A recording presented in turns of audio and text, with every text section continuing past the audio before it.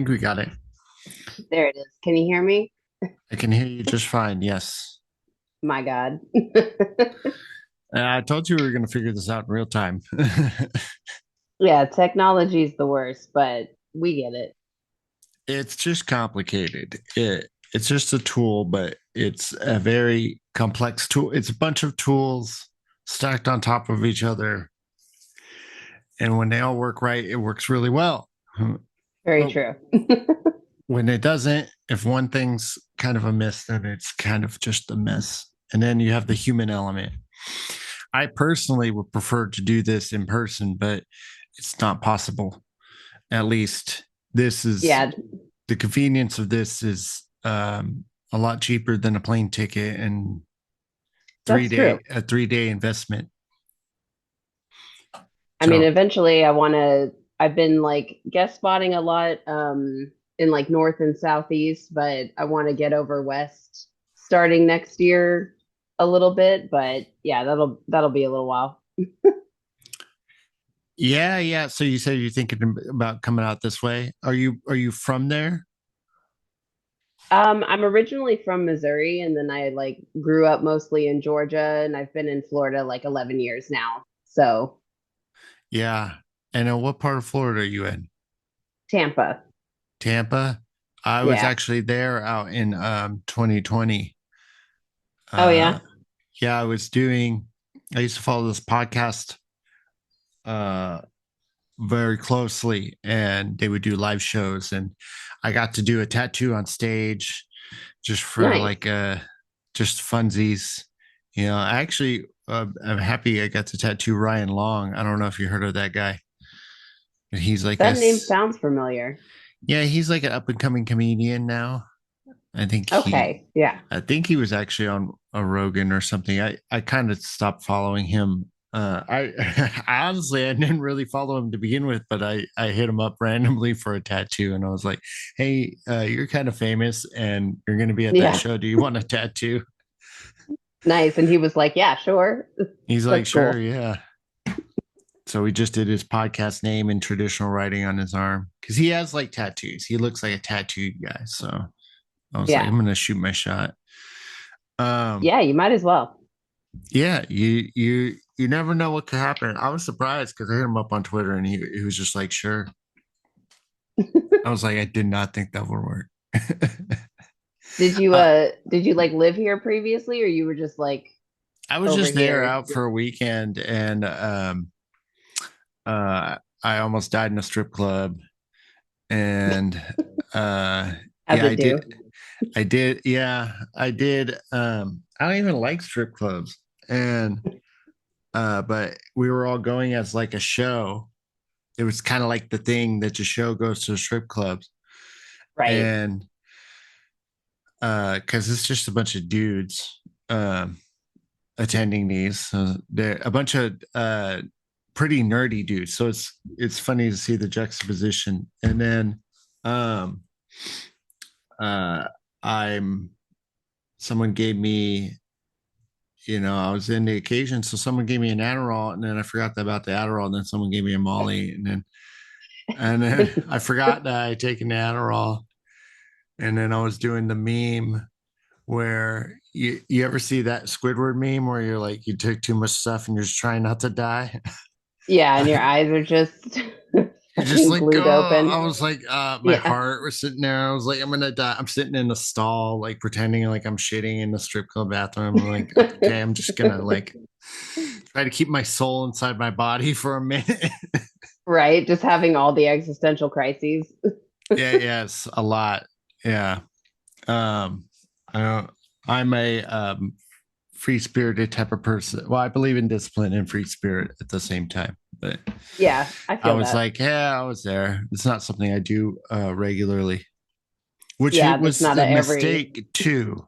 I was like, oh yeah, I used to do this shit all the time, and it's like, oh god, Yeah, I'm to the age where I'm like, yeah, like I used to do this, it's fine. And then I do it and I'm like, oh, no, I can't handle this stuff anymore. My body's just like, girl, you need to take it down a peg. I feel the best when I'm taking care of myself. Yeah. I feel like I remember when I was at like peak physical health, I was doing like a lot of exercise stuff. I don't really do it anymore, but I was telling my brother, like, I feel high. Like, I feel like I'm high without the come down. Like, I'm just like Right. at max speed. So, fully nutritioned, everything. So, Hell yeah. anyway, so I guess we could jump right into it. So, your name's Yeah. Cheyenne? Shauna. Yeah. Shauna. I will probably make that mistake again. That's fine. It's spelled a little funky. I get it a lot. No worries. Um, and I came across you on Instagram randomly. Oh, I think Ryan Roy put us together. Yeah, because he had mentioned it. It was actually on like my exit call because I think you like came into the program right when I was leaving. And he's like, "Oh yeah, this other dude and mentioned your Instagram name, which, was fucking great. Love the Miller Time Thank tattoos. you. Hilarious."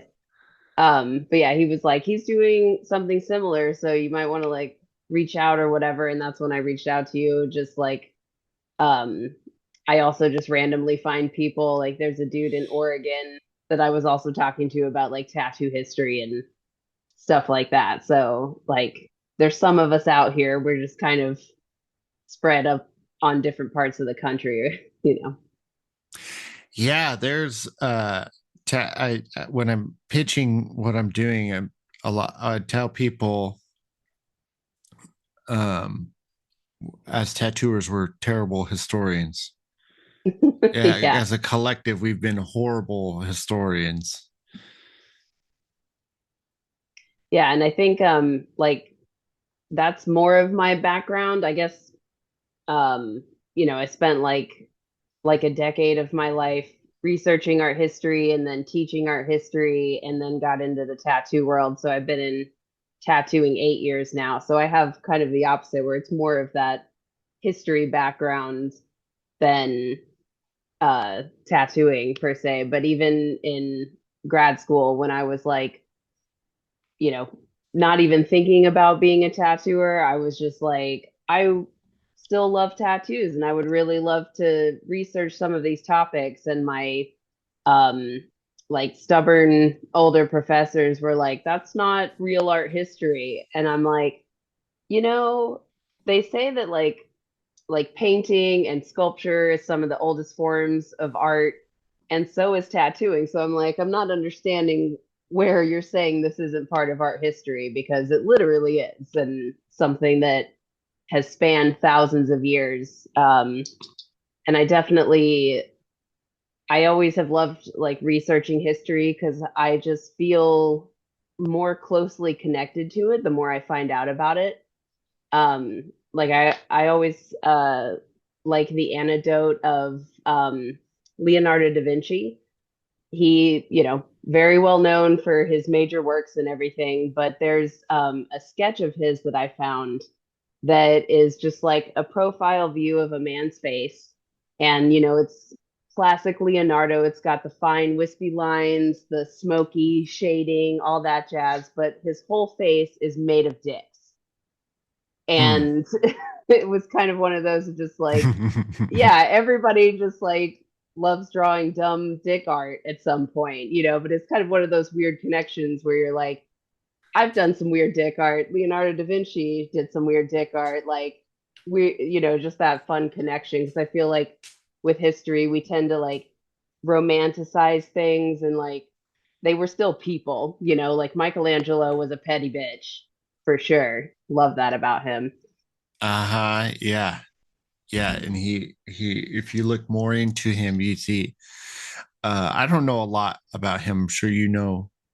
I'm relying on you to know a lot more than I do. Um, but I know he was like deeply insecure about his looks and whatnot. Yeah. And definitely it's always hard to like put modern terms on past people's different cultures, things like that.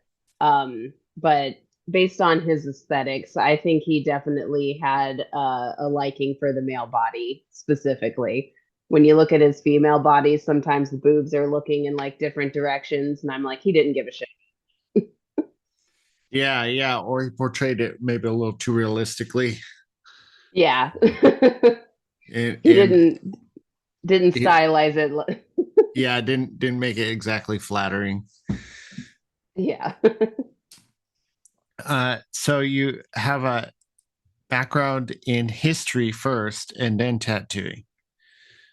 Yeah. So uh art history, like my what I went to school for was medieval Islamic art and architecture. Um, Wow. but I, So you know, Crusades era stuff.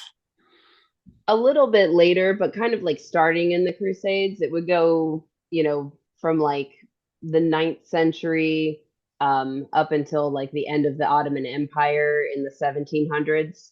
Um, but mainly like they were known as the three gunpowder empires, which was the Ottomans in Turkey, the Safavid Persians in what is now like Iran, and then the Mughal Indians, which is now India.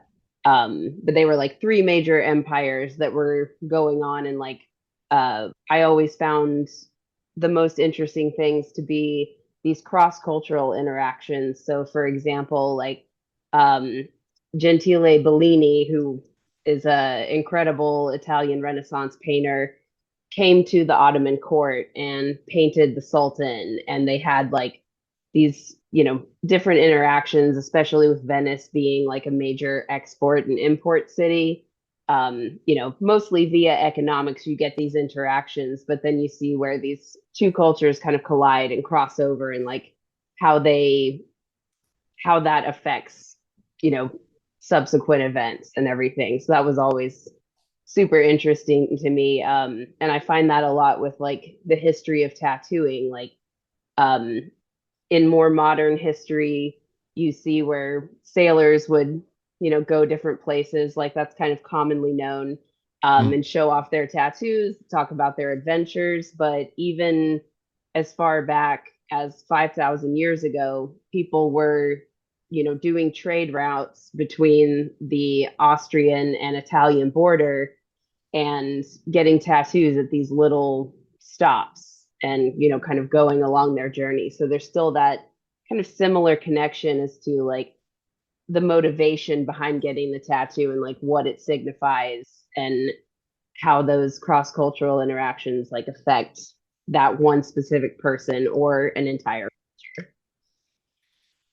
I love it. It reminds me of a factoid that I saw a long time ago, and it was the conquistadors would travel across the waters, and they would come back with tattoos of crosses and their Mm-hmm. religious imageries. They saw that they were doing tattooing in the indigenous cultures, and then they would have them like copy like crosses and whatnot. They're like, well, just do that. So then they would Yeah. return from their travels with tattoos of religious, crosses and other religious imagery and whatnot. And um it's a lot like the sailors, and it's a Mm-hmm. lot like what you're saying 5,000 years ago and not just a few hundred years ago. Right. um I think what you're doing is really fascinating. I mean, just me personally, history was not something that I thought I would love. I was a very Right. poor I'm I'm a horrible academic. Like I'm terrible at anything academic. You strike me as somebody who's very good with academic. My girlfriend is really good with Mhm. academic kind of stuff. As soon as you literally say the word homework, I'm like checked out. But if I'm researching it on my own, I have so much, like, I'm reading like three or four different books, and Hmm. I'm always looking up. Most of the stuff I watch on YouTube is some sort of educational kind of thing. So I love history. Me personally, I love podcast interviews and I love Yeah. talking to people like in the way we're talking and recording it. So many times I'm having conversations like, man, I wish I can just go back to that conversation or like I recorded it. It was such a great tidbits, great things I learned. And then when I saw yours, like mine's more like modern, Hmm. present day history. I seen you even have some like or an American. I'll Yeah. talk to anybody, but I'm in America and I have access to Americans. So I even see you have a mod when I was looking through your thing, you have Maud Wagner in your Yeah. presentation. Um, with yours, I think what your art teacher told you about how it's just not real art history. It's almost like um, you ever feel like the people who raised you just were incorrect? Oh yeah, absolutely. And that's, I mean, later years, like I've been talking to different people, like tattoo professors from Cambridge and, like Egyptologists that have worked on some of these, tattooed mummies. And they've been like super gracious to actually talk to me, but Wow. I wish I had found them back then and been like, see, there's people doing this. Like Yes, of this is course.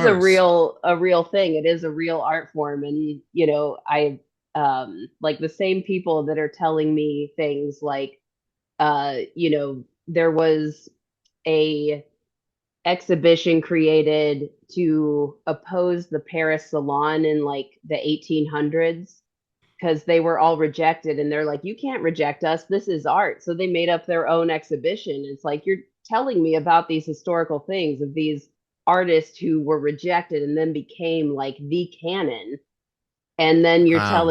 you're rejecting what I'm telling you is art. Like this just doesn't make sense to me. Um so yeah, it's I think that kind of just ties into that. Like they have a certain way, they're like, this is how the academics go. This is what you study. And I don't know anything about that. So we're not going to go that direction, which is not what true academia should be, but often is the situation.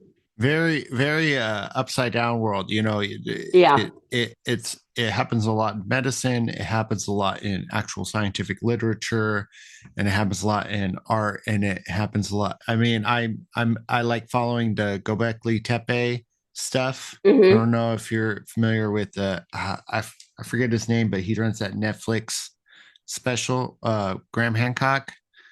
Yeah. um I That reminds me about a story that I have. It's not related to tattoos, but when I was in college briefly, I went, when I was younger, I really wanted to draw anime. And that's back in like Hmm. 2004 when it was when I graduated. So like 2005. And my art teacher, he was kind of like an old school guy. And he was telling me, he's like, look, if you want to get into Cal Arts, you got to stop drawing this anime shit. He's like, it's never going to be popular. They're never going to accept you. It's never going to be a thing. It's going to just go away. And then Mm, fast forward 20 here we years, are. and Yeah. here we are. And it's one of the most popular uh, uh, uh, animations for the Yeah. youngest generation. It's like the dominant form. And now even some tattooers that like only do anime tattoos and things Yeah. like that. It's that popular that it's like come into its own style of tattooing even, which is really fascinating. I know I was like way ahead of its time. I wish I could just jump like 20 years and then I would have been the normal kid. Cause back then that was not Right. cool. You Yeah. it was not cool. You were if you played Final Fantasy all day, if you knew all the Pokemon, you were just the worst nerd. And now it's like a rite of passage. Yeah, Now you're not literally. popular. It's like you don't know all the Pokemon. Like what? So lame. Yeah. Um, so what got you into tattooing? Well, I had done a little bit when I lived in Georgia, but I was in like a super small town, so there were I think like three or four shops, you know, very tiny and not very many options. And I was working there for about like a year and a half, almost 2 years. And those people were like way more about the booze and the drugs as opposed to like teaching me tattooing. You know, that's kind of the classical story that you hear. Hmm. And Sometimes it I works would out like that. right. I was still like in my undergrad at that point. So I'm like, you know, working there and doing school simultaneously.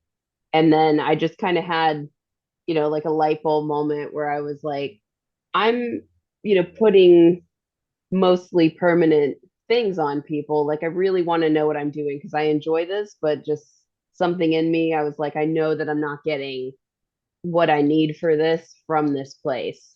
Mhm. Um, and then that's kind of when I was excelling in my art history classes, and I would just like hold study sessions for my classmates, um, and you know, essentially kind of like teach them alternative ways to just you know remember all these dates and names and talk about the concepts. And people told me that it really helped them a lot. So that kind of like veered me on the trajectory for teaching. When it came to Florida, did the whole grad school thing, started teaching at uh, three different universities around Wow. Tampa. Um, and then I realized that just unless somebody dies, there's like not a possibility of getting a full time position in Mm. academia. It's just very, it's even more closed off and gatekeepy than tattooing is.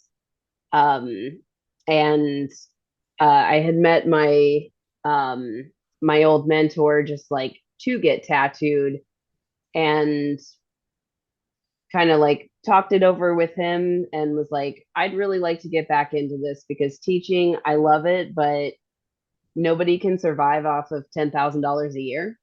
You know, that's just Hmm. crazy. Yeah, Um, I was just getting really like burnt out with it. of And, course. you know, I've done every job from like managing a Pizza Hut to working in hotels, bartending, all of this. And I just never really felt like a connection to any of those jobs, which, you know, like sometimes you don't find that. But with tattooing, I was like, I feel like this is something I could really get into and be with, like fully with my whole body, mind, soul, everything. And then fortunately, I was right. So, Hmm. 8 years later, we're still here, and now I own my own shop with two other very lovely artists. They're beautiful human beings, and I've gotten super lucky. Um, but yeah, now it's hardly, you know, we all have the work side of it and the things we don't like about it, but ultimately, you really don't work a day in your life if you love what you do. Yeah. So, um, yeah, that's kind of the long roundabout journey about it. Oh, that's awesome. That's really great. I'm happy for you. I'm happy that you were able to find something. I think too, you have a lot of potential into um, doing what you want as far as teaching Hmm. with this path versus just waiting to get your turn in Yeah. academia. There's a quote by Robert Greene in one of his books in the 48 Laws of Power. He said that the greatest emperors in history have always crowned themselves. Hmm. And I think that a lot of that holds true. You see a lot of that in the modern world these days is that there's an establishment, and the establishment is a hard route to navigate. Hmm. And when you don't want to do that, but you have something valuable to share, but you don't want to go the path of the establishment, people are just doing it on their own now, kind of like what we're doing right now. And we're putting it out to the world. And it's with major success. Like the people who want to Hmm. see it, the people who want to hear, the people who want to learn from it are finding it and they're getting it and they're consuming the what people are teaching them, what people like you are teaching people, and it's great, and that's what it's all about. That's why I'm doing it. That's why I imagine you're doing it. You want to, you have something valuable. You want the world to know about it, and you want to Yeah. share for it, and you're putting your own blood, sweat, and tears into it, because you love it. Well, and I think I started to kind of like manifest the idea. I don't know if you kind of had a similar thing where just, I have a session, I'm just working on a client and we're talking and most conversations I'll either bring up something art historical or related to tattoo history and they're just like I always love, like learning these weird facts from you about things, Mm, whenever I come to your session. And yeah, I kind of realized I had been placed in that sort of academic box where I was like, I don't need that as a platform. Like, there's social media, YouTube, there's all kinds of things that you can get out there. So I'm kind of on like the beginnings of that journey and just have been like reaching out to random people like yourself or also random people that run conventions. And I'm like, hey, can I present there? Just like let me talk and do this thing. And it's been getting good responses. So I think um, I mentioned to you previously, my biggest hurdle is like the technological side of trying to figure out how to expand that on, social media and like or YouTube or whatever. But I'm excited. This last presentation was like way more swanky than I thought it was going to be. There's a group called Creative Mornings, and they have chapters in major cities all over the world. So they like, get a monthly theme. And last month's theme was ritual, and they reached out to me um, to do a talk on tattoo ritual, but it was very cool because I just kind of had this moment of like, holy crap, like they reached out to me, like what I'm yeah. trying to do is actually getting out there a little bit. And that was a really big win, I think, just like Yeah. that people want to see it. And they, came and I had like a Brittany mic and everything. They did a whole video Brittany Mike. photography team. Yeah, like it was really fancy. But yeah, that should be uploaded in another week or two. I know they have to do their editing. I'm like totally not sure what that means. Like I said, my technology knowledge is not up to par, but yeah, that should be coming out soon. So I'm going to be excited to share that and upload it. Yeah. Wow. That's awesome. That's really rad. So this is it the presentation that you made? Are you kind of running with that one, or do you kind of freeform it, or do you build a new one based off of what they request? Yeah, so I put both of those on my link tree, so they're on Canva currently. There's some stuff like the ancient art, some of the ancient art that, was a repeat from the first presentation. But for the Creative Mornings one, I wanted to focus a little bit more on women's role in tattoo history. Um, just as that's, like just like a lot of the ancient stuff gets left behind, women's roles in our ancient and modern history sometimes get a little bit put, below the line and isn't talked about as much. So um, we kind of just went from literally like 80,000 BCE all the way to today with the oldest female tattooer who's 107 in the Philippines. She had like a Vogue issue done on her I I remember think that one. in, Yeah. yeah, like a year ago or so. So Hmm. yeah, like these like powerhouses of women are being like highlighted. So that one's a little bit more geared towards women, and then the other one um, focuses on ancient tattoos and their traditions, but also highlights different artists who like tattoo artists who are either actively doing things like designs. We have Samoan Mike here in Tampa who does a lot of Polynesian designs, which are amazing, and he's kind of carrying on that tradition. A long Or tradition. yes, very much so. Or I talk about Danny Rede, who he was previously in Australia. I believe he's now in France. But he worked with some of the scientists that looked at Otzi the Iceman's tattoos, the oldest known tattooed mummy. And Wow. in 2022, they, made new discoveries about how the tattoos were made with Danny Rede's help. So it's just, really cool things kind of like connecting our current history back to those ancient tattoos and like just talking about how they used them, what did they look like, what were they for. Mostly, I find again, kind of same motivations that we have today, either like I want this for personal reasons or for some kind of internal healing or just because it looks badass.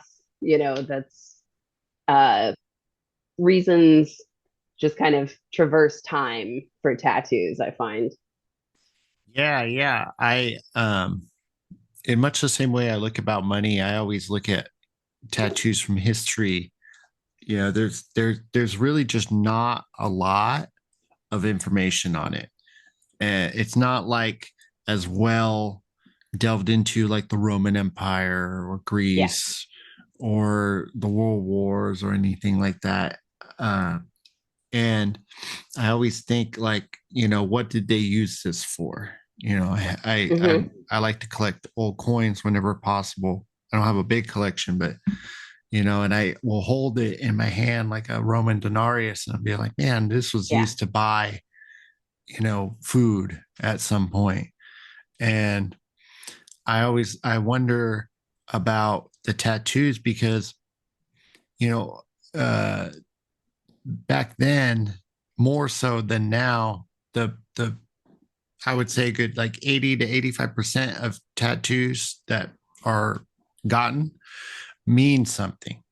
Like they hold Hmm. some sort of significance. So for them, I always wonder, what is this for? Like, why is this Yeah. such why was this so important? Like the elk tattoo on the shoulder from that one mummy. It's like, Yeah. like, was this person a hunter? Was this person, or were they, is that like an animal they worshipped or they endeared or revered, I should Yeah. say? Um, what do you have like a specific time history that you really speaks to you? I mean, I've been typically focusing on the ancient right now. So, like some of the earliest evidence of tattooing is around 80,000 BCE. A lot of people might be familiar with the Venus of Willendorf, which is like a very small little Venus figurine. She's got the busty boobs and big hips and butt and like little tiny head and feet.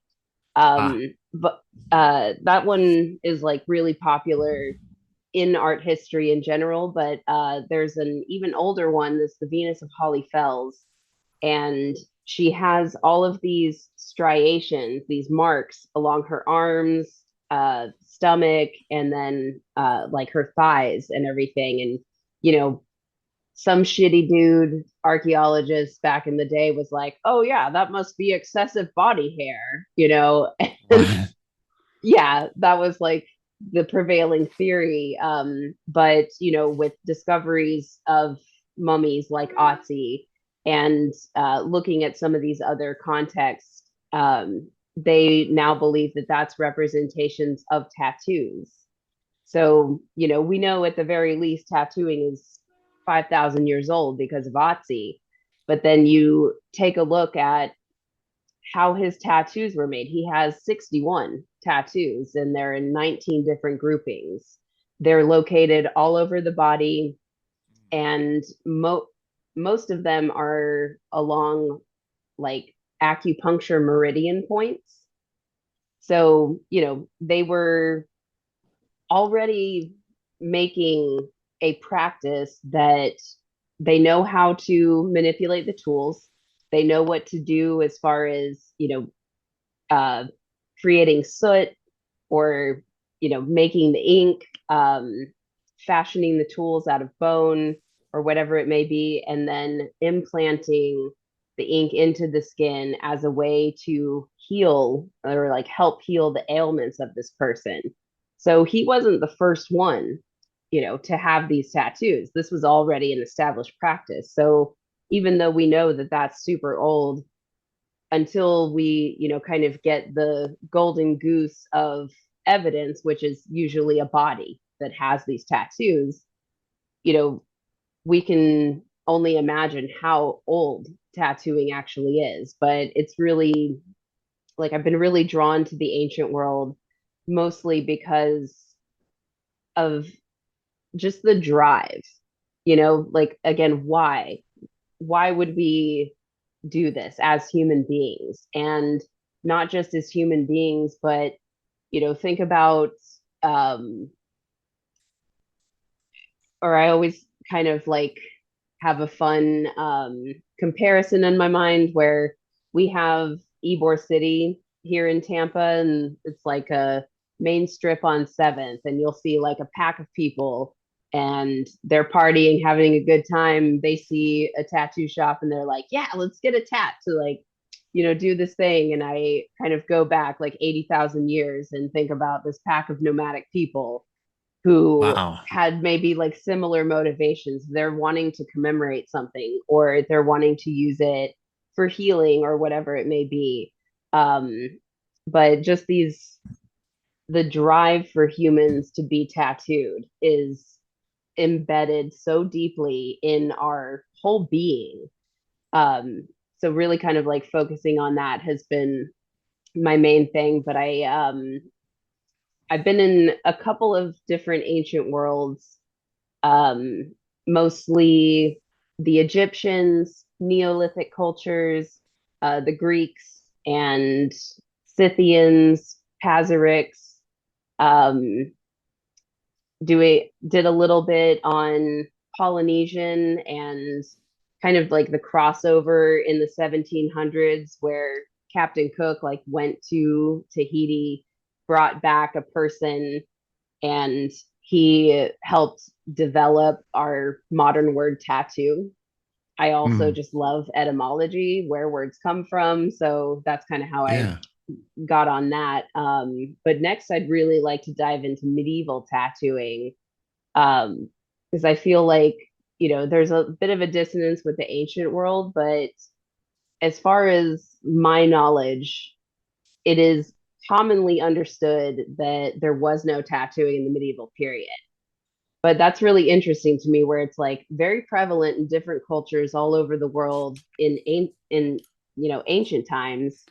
But then like what happened in the medieval world? And don't get me wrong, there was definitely tattooing in the medieval world, but Uh-huh. seeing those ebbs and flows and figuring out why they happened and how did they come back into popularity? Why did they fall out in the first place? Yeah, I would love to know more about that. That's because there is that a little bit of that gap. You have Hmm. naturally tribal type of people with tattoos, and you kind of expect that, but an Egyptian, you kind of expect that. But once you get to the medieval ages, it's kind of not a thing, or it's at Hmm. least what we know about it. We don't really have that type of information. And unfortunately, we're not going to find a knight in a glacier. But Right. Well, maybe one day. that would be great. I think that would be awesome. Um, Yeah, that would be more like the Holy Grail to me. yeah, yeah. Let me share this real quick. Hang on one sec. The one you were talking about. Let's see. Hang on. It's F11 that. All right. So that's his Otzi, the one you were Yeah. talking about, right? Yeah, like you Hmm. said, total 61 tattoos. Um, and I mean, so this has got to be like the most famous tattoo history thing.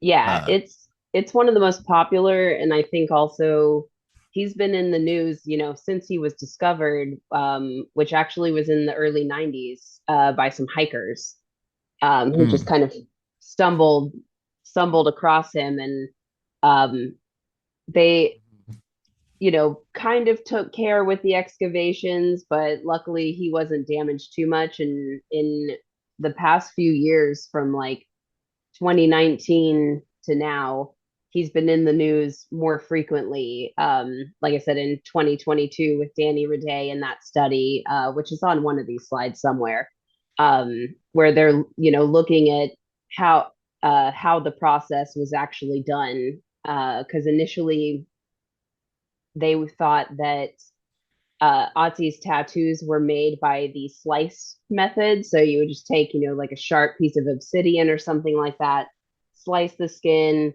rub in the soot with a combination of herbs, and then as it heals, it would create a tattoo. But Danny Rede did a couple different methods, and because he did that working with these scientists, they found that it was actually, more like the stick and poke method, where you're just, kind of like tapping along. So even something 5,000 years old, new discoveries are being made every day. And he, even though he's the most famous, like he still might have a lot to teach us about, ancient motivations behind getting tattooed. yeah, I think probably the stick and post method is the most effective. Yeah. So it would be uh, my guess would be that doing stick and poke would be probably the dominant form.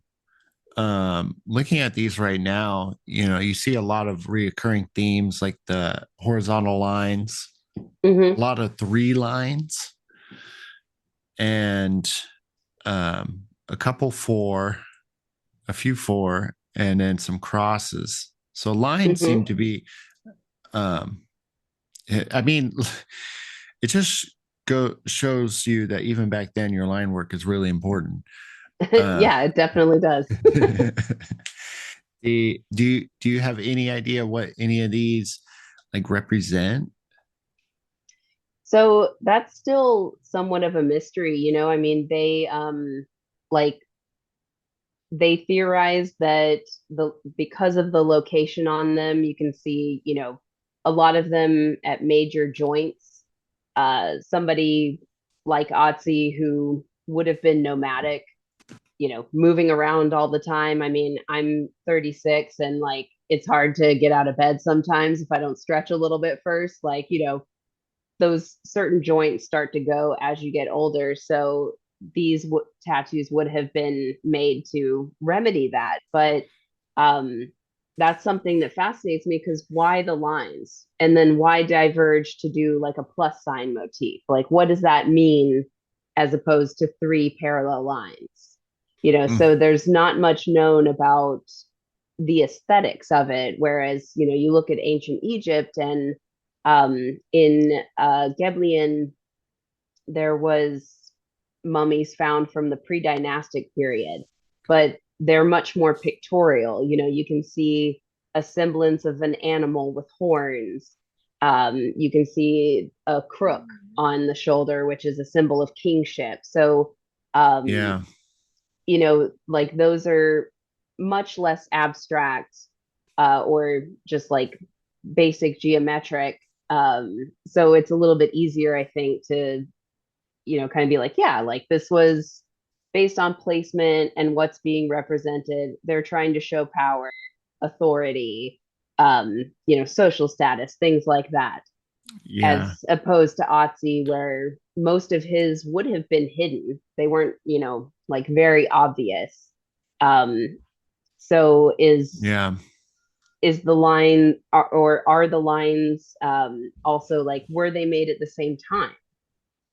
Because they could have, maybe that's like multiple treatments, where you have three lines, that was three different sessions, so to speak, because he's like, hey, my elbow's hurting again. I need another go or session or whatever. Yeah. Yeah. Especially with Egyptian, there a lot of their letters were pictorial. Yes. So you're going to get a much more deliberate, uh, direct representation of what's trying to be said. This one probably predates um, written language, Mm-hmm. at least uh, significant written language, and um, you're going to have, you're going to have like these patterns. Mm-hmm. I mean, if you think about Viking runes, which is close to before written language.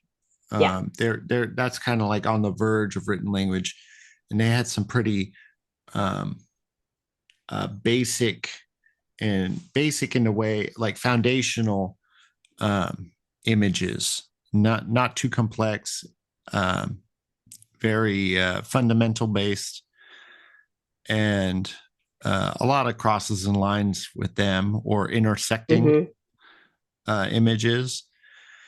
And yeah, I mean, I wonder the same thing too. You see like this one with the three in a Mm-hmm. row, and then what is that, T07? That's right on his back. Yeah. And um I do wonder, I'm gonna assume that everything was not done all at the same time, or it was like one at a time, bit by bit. I mean, the general assumption from what I've seen about Otzi is that the lines have something to do with potential medicine, like you said, Mm. and that they're located to on parts that would have a lot of pain associated Right. with aging or just living a hard life. Because these people, they lived hard lives, much Yeah. harder than ours, and it would be natural that the bodies would break down a lot earlier in life, especially with how challenging life was back then. It was all survival based. Oh yeah, and he was much older than, like, than the average lifespan of people at that time. Like, um I think he I was was going in to his ask late that. 50s. Yeah, in his late 50s, and actually he he likely wouldn't have, I can't remember. I know that because of how he was preserved, they even found like some bacteria in his stomach, and like found out that he had, these certain kind of degenerative diseases, but he's also the world's oldest known murder victim. They found out that he was actually murdered. Um, Yeah, I was going to ask how he died because there's like when I looked at it wasn't exactly known, but I guess I'll just throw out what I think I have read about it, and then you can tell me. But he was kind of hunted, and he was yeah. shot in the back, and then kind of just Hmm. left for dead. Yeah, that's right. That is And right. yeah, I mean, who did it? Nobody knows, or why exactly. But yeah, like that, he was just left there, and then No basically 48 hours on this guy, huh? yeah, we didn't have criminal minds back then. Yeah, we'll um, get Matthew McConaughey to come in there. Yeah. Um, but yeah, I mean, who knows how long he would have lived, but also like it kind of makes me think and wonder, like, were he not murdered in that specific spot at that specific time, we might have never found his body and had this discovery for today either. So, Oh yeah. unfortunately for him, like that being murdered, I don't know what that feels like, but I imagine it really sucks. I imagine it's Um, unpleasant. right. Yeah. Imagine you're pretty pissed. Your body's floating above your soul, and you're like, well, shit. Yeah, god Um, damn it. but yeah, like it's also kind of one of those weird things of like coincidence and circumstance that this random violent act that happened 5,000 years ago enabled modern people today to be able to discover something amazing about tattoo history. Um, so it's like a bit morbid sometimes, but I also get really like excited about the future as well, where maybe some archaeologists in the year 3000 are going to be like, well, we see that in the late 90s and early 2000s, tribal tramp stamps were really popular in what was known as America. Yeah. Like these are things that like we're living this literal history today. Um, so thinking about like how we look at people from thousands of years ago, and then also how we're going to be seen thousands of years from now, because there's a lot of ever changing things in the world of tattooing where things weren't stagnant or consistent by any means, but I feel like in our modern era they have really exploded the possibilities of like how we view tattoos, how they're used, and what can really be done. Yeah, yeah. Well, they're the thing that we have that 99% of history doesn't have is popular culture. Yeah. And popular culture, if there was a book called Hitmakers, and I believe that the general understanding is that pop culture was invented in around the 50s by teenagers, because it was the first time in history that um, children, or at least very young adults, had not only time but resources. Hmm. And with all that extra time and the resources, um, pop culture came, swing, rock and roll, etc. 60s came around, 70s, 80s. It's been growing since then. They Yeah, rapidly. rapidly, yeah. So, but before that, if you look at old videos, old historical videos of kids, like what very little there is, and Hmm.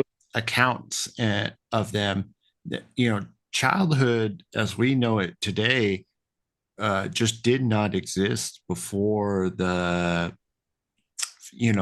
pop culture was invented. Hmm.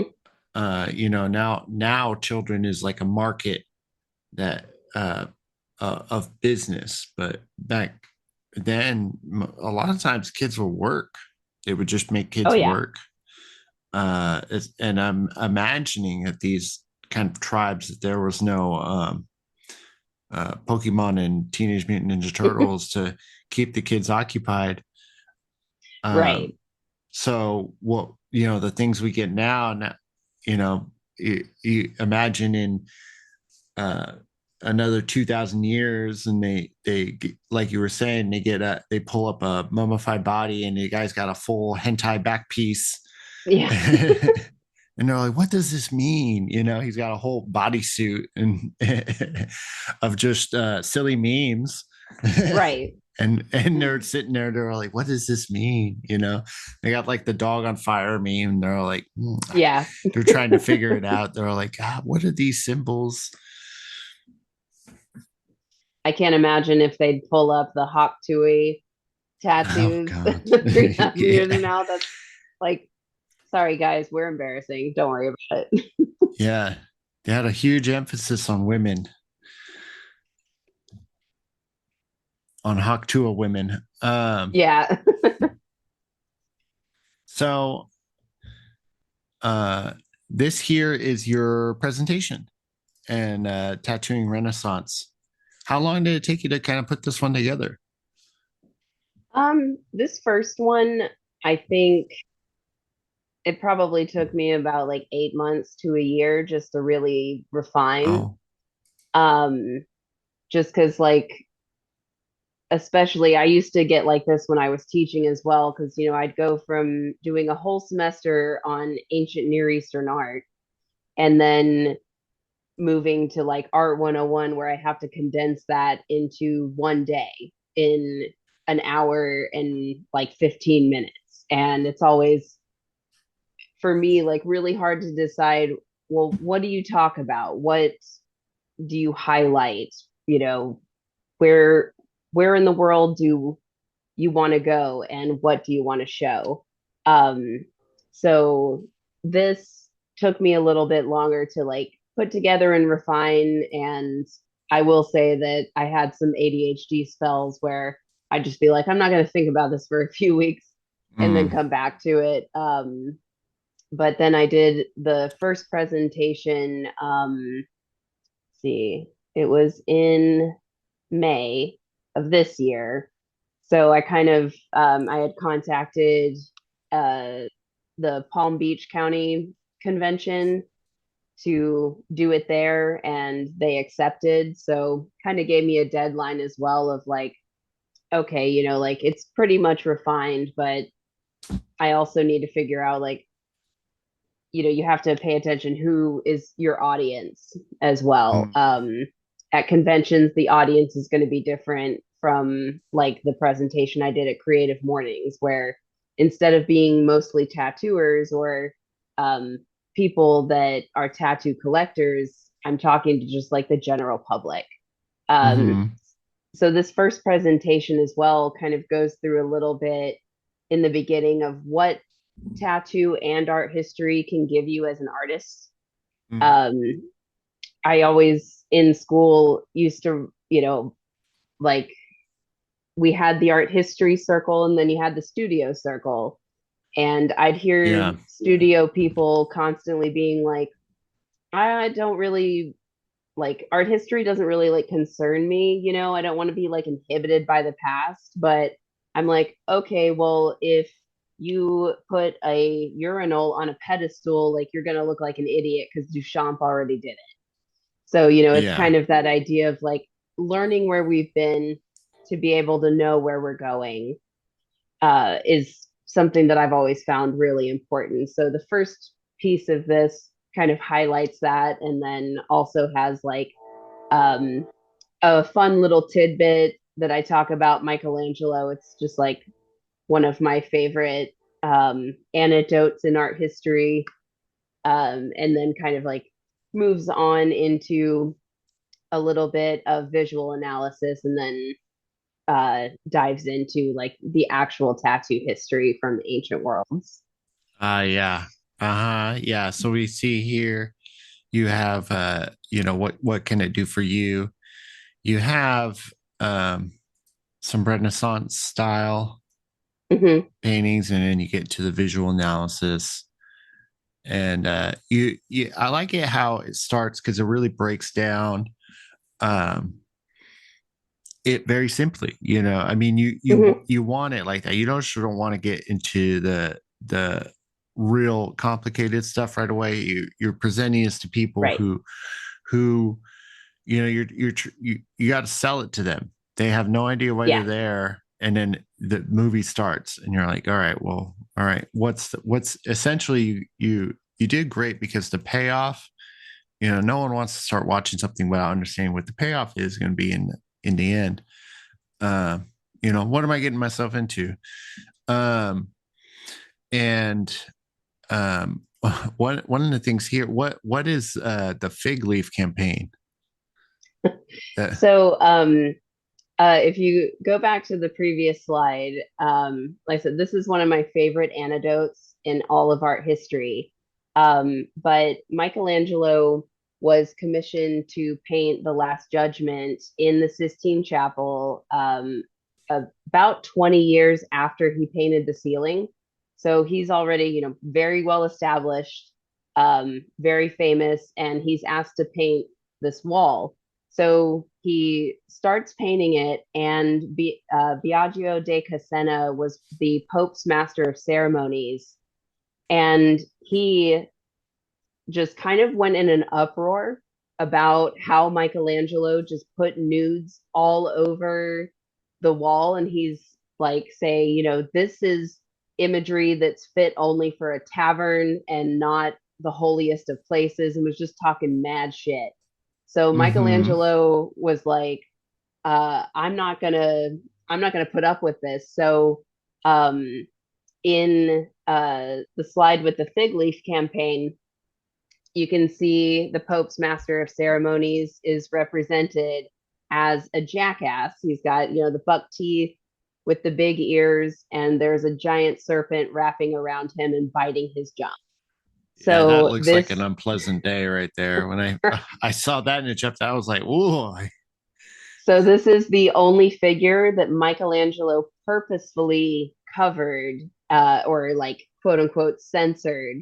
And, of course, the master of ceremonies was super pissed when he saw this and went and complained to the Pope. And because De Cassena was represented in the hell side of the painting, the Pope said that his jurisdiction did not extend to hell. So the painting would have to remain, and was pretty much like, just shut up about it. It's Michelangelo. There's nothing we can do. yeah." That reminds me, it if you, I never really read Dante's Inferno, though I do know Mm-hmm, one of the guys I tattoo. He's really into. He's got two Dante's Inferno sleeves. I did. He's mm-hmm. really into that literature. But when you look into it, that Dante's Inferno specifically, much in relation to what you're telling me right now, is more about his opinion on the political landscape at the time, Right. or at least a lot of there was a lot of inserts in there of people that he didn't like in the way, and he portrayed them in the ways that he felt he wanted to portray them. So this is Mm-hmm. kind of a perfect example of that manifesting um in art. Yeah. And I mean, especially in Renaissance Italy, where the Pope is the end all be all, the church is Yeah. basically the government. Like, for an artist who, not maybe even a few decades prior to Michelangelo's existence, were considered, kind of lay people or just craftspeople. They weren't of this quote unquote like higher creative intellect until the like height of the Renaissance with Leonardo da Vinci, Michelangelo, and Raphael, and are kind of seen this way. So it's also a glimpse into the beginning of this, where the artist's agency, like, they're being commissioned and they have a goal of what to represent, but then they can also have a say in their own artwork. And there's that just kind of like split that happens. And then we Mm-hmm. still have that today, where um plenty of my clients, they'll be like, okay, this is kind of like generally what I want, but I want the artist's spin on it. It's something that is now desirable and wanted, as opposed to like, no, I'm the patron, I'm commissioning this, so you're going to do exactly what I say, even if it's 10 pounds in a 5 pound bag. Like, Yeah. Well, in history, arts was, like you said, not revered. It was considered a very low form, and that people who wanted to become artists, well, maybe it's kind of a full swing these days, but uh, artistry was just not. To be an artist, it was not valued. But I yeah, think too, the sheer level of skill right here, art is, one of my friends was telling me, um, I my I'm still friends, but way back when we were figuring out what we wanted to do in our lives, Mhm. we were into competitive gaming, and he really was that type of person. He liked competitive, that kind of competition, and he was like, I wish I was into art because it seems like a skill, a limitless skill. Yeah, Like you can just continue to rise. There was always something to do to get better instead of peaking at some point. right. And I think, I mean, that's one of the things that drew me to tattooing as well, because I remember being in my undergrad and, I was like majoring in art history and ceramics, but then I'd be like, I want to go like weld some shit over here and put that in with my ceramics or do jewelry and then do painting. Like I wanted to do all these different things. And they're like, no. And Mm-hmm. I was like, who are you to tell me no? Like I want to do all these different things. And tattooing as a medium, like it is, using the same tools, but there's so many different styles. And I think that's what also just kind of drew me to it. Cause I was like, I'm not going to be confined in this box. Cause, 10, 15 years ago, mixed media art was not as popular as it is now either. So, like you Right. mentioned, of you first, trying to do some things and being told like that's never going to be a thing, and then 15, 20 years down the road, it is the thing that is the most Yeah. popular.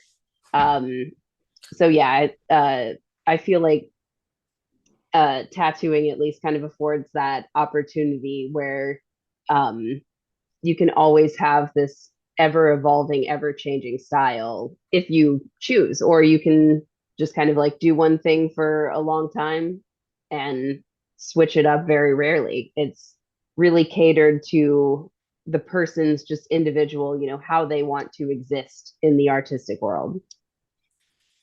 Absolutely. Yeah. I feel like there definitely always is like this tug of war. Um, Mm-hmm.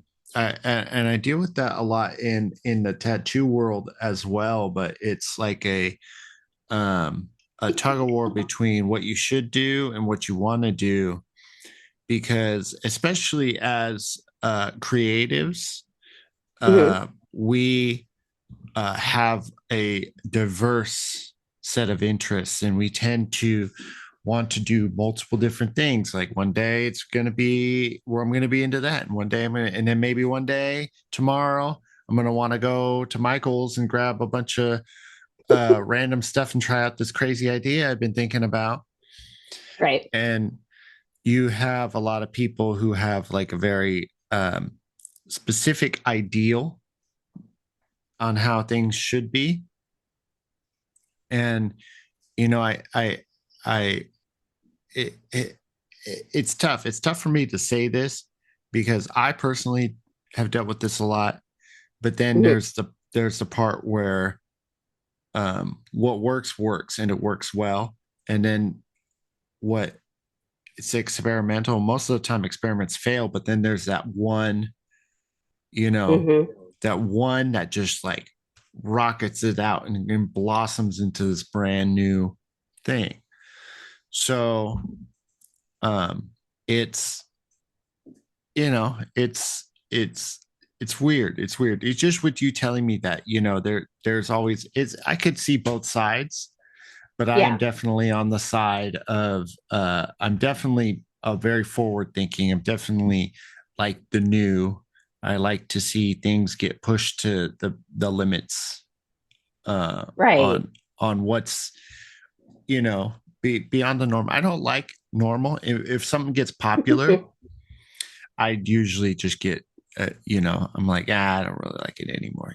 Kind of like Star Wars is now. Like I like Star Wars Right. when it was not cool to like Star Wars, and then now it's you can't even uh uh go anywhere without seeing it. Like Oh yeah.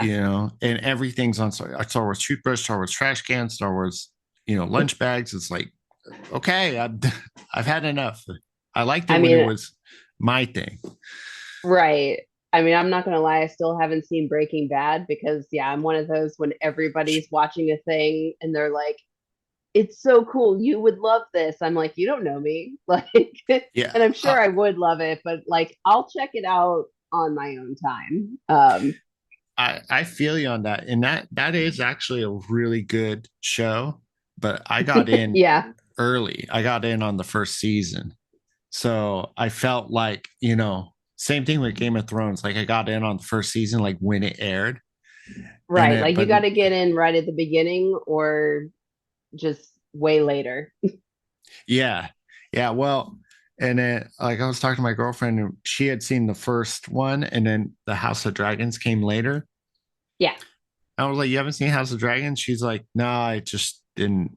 I was like, "Do you want to?" She's like, "Not really." I was like, "Yeah, that's fine." I'm kind of on her same page. I haven't watched that yet. Eventually, for sure. There's too many But things these days. that's also true. There's too many things. Like Um, people tell me all the time, they're like, "Oh, have you seen this? Have you seen that? Have you seen it? Like the new Beetlejuice movie?" I was like, I am still catching up on everything that I'm trying to. right. The watch I list is just ever growing. it's like when you go to the store and buy a. I don't know if you do this, but whenever we go to the store, we buy books and Mhm. never read them. Oh yeah, I have a few of those. Yeah, I have a lot, a lot. I've actually started chipping into them just intentionally, but it's like, Right. you know, uh, Tara, my girlfriend, was telling me, she's like, oh, she's like, books are just meant to be bought, like as a joke. You just buy books, you Yeah. don't read them. You just I buy them and mean, feel like you read them. yeah, you need them for the cottage core aesthetic, It's Yeah. What are you going to look at and be like, "Ah, I need to read that? Like, how right. do you live?" I mean, um, I'm still definitely on the old school. Like I prefer to have a physical book. I tried like the Kindle thing and I'm like, this is highly convenient because I've moved multiple times with all of my books and art history books are literal weapons. They're so freaking thick. oh, yeah. But I need the paper. Uh, yeah. A lot of people tell me that. I am a big proponent of just reading it, whatever. I do everything. I'll listen to one, I'll read it on the Hmm. phone or on a digital thing. It's better to read it on a tablet if you can. Um, and I'll read them in books, and I'll do the trifecta. So Yeah. the Kindle is great, but you're not going to get a lot of good art books. And I love art books too because you can True. read them really fast. You can just go Right. flip through them and be like, all right, I read it. And I don't know. I just have too many books.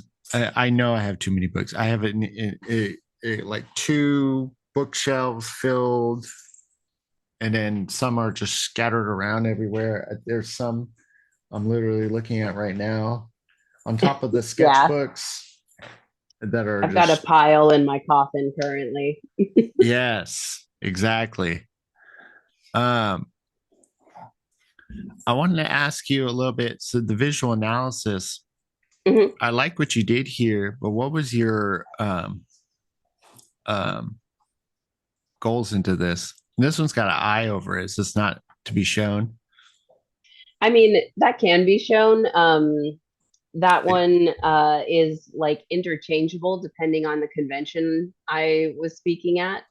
But it was just like a for example. So, if like in the tattoo world, currently there's more artists that are coming in that have either an undergrad or a master's art degree of sorts, studio background or whatever it is. So like they would have learned this basic stuff, in Art 101.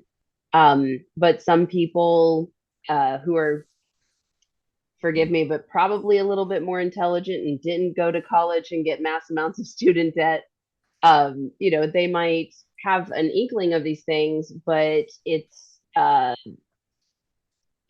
not, or they might not be aware of it or not sure exactly how to go about it. And visual analysis is something that is a very simple tool, but the breadth of what it can give you is limitless. When I talk about it in this context is mainly, not just looking at art history, but also looking at other artists. So for people who are trying to play around with different styles or they're not exactly sure what they want to do, this is a way for them to kind of be able to think about some of the things that will help them along their journey to where they want to go. So, when I would teach previously, I'd give the students a visual analysis assignment. They'd have to go to a museum. They could pick whatever artwork they wanted, and they would have to describe like choices that the artist made and how they made these choices. So, like, um, for example, you would use diagonal line to create energy and movement as opposed to horizontal lines that are much more calm and peaceful. So just even looking at something like line, and trust me, I never thought that I'd get so excited about talking about line. But even things with color, I show this advertising guide because this is something that can not only work in your tattoo designs, but even when you're just designing a convention banner or your business card or something like that. These are things that major companies spend a lot of money researching because color is an emotional guide. It does things to us on a subconscious and conscious level. So if you as an artist become more aware of these things, what they are and why you're using them, then it makes choices down the road just that much more simple. And if you have the fortune to, if you look up to an artist like the one on the hidden slide that I put in for this presentation is Teresa Sharp. um, I've always loved her work, and she Yeah. is a very nice human being from every time I've met her. But it's like, uh, when I started or when I discovered her work, I kind of did this visual analysis and I was like, what is it about her work that just gives me what I call that aesthetic feeling? It's, something that you can't really describe. You just kind of feel it in your stomach and in your heart and little, fuzzy pulses around your brain. And you're like, I love this. What is it about this that I love? So when you start to kind of break those things down of how she uses color, her different line weights, her body, the bodily placement, or what tattooers describe as body flow, things like that. It's kind of like a way to look at the pieces of the wheel instead of having to just completely build your own foundation, but instead adding to that wheel that's just continually moving forward. Hmm. Yeah, well, there's a lot going on in this one, and Yeah. like it, this is a great breakdown. This is a great breakdown. Like, of course, the lines are really strong. The motion is really strong on this one. Um, how everything's blocked in, the colors. This one's got a lot going on with the Mm-hmm. lines. And if you were not to have any of these colors in there, it would probably get really, it would increase um, the complexity not to have the Yeah. colors. And these colors are extremely complex. Mm-hmm. I and the choices and placements are extremely complex, but it's all ties in, the skull and the wings and the horns, really bringing it to the forefront. You have the opposing color. Not only do you have the opposing color, which is a smart choice with this like kind of Mm-hmm. like this smalt green, and Yeah. then this almost like this dull mint, I would say, like a dull sea foam. um, the contrast and intensity Hmm. um, with the colors is very good. I love what she did with the horn right here to really make that stand out. So they put that kind of like periwinkle gray out in front Yeah. of the against the black, and um, it, well, no, I mean it looks great. I mean, I'm not gonna say it's almost better to than to just not have anything in there at all because I feel like it would be really empty with the skin break. But Right. And if she, like in this particular instance, like she's using that color in repetition in poignant parts, like in the yeah, ear, in the note, a little bit of the nose cavity. So like that's where that repetition comes in. And she could have left the horn, like I said, either skin break or um on that kind of like deeper to lighter red. But that specific choice, I think, stands out a little bit more, especially with the drop shadow that she has behind it, where it just yeah, kind of like pops forward a little bit more and ties everything together. Because all of the parts of this creature, like, are cohesive. Um, and her, like you said, the use of the complementary colors that, when put side by side, increases the intensity.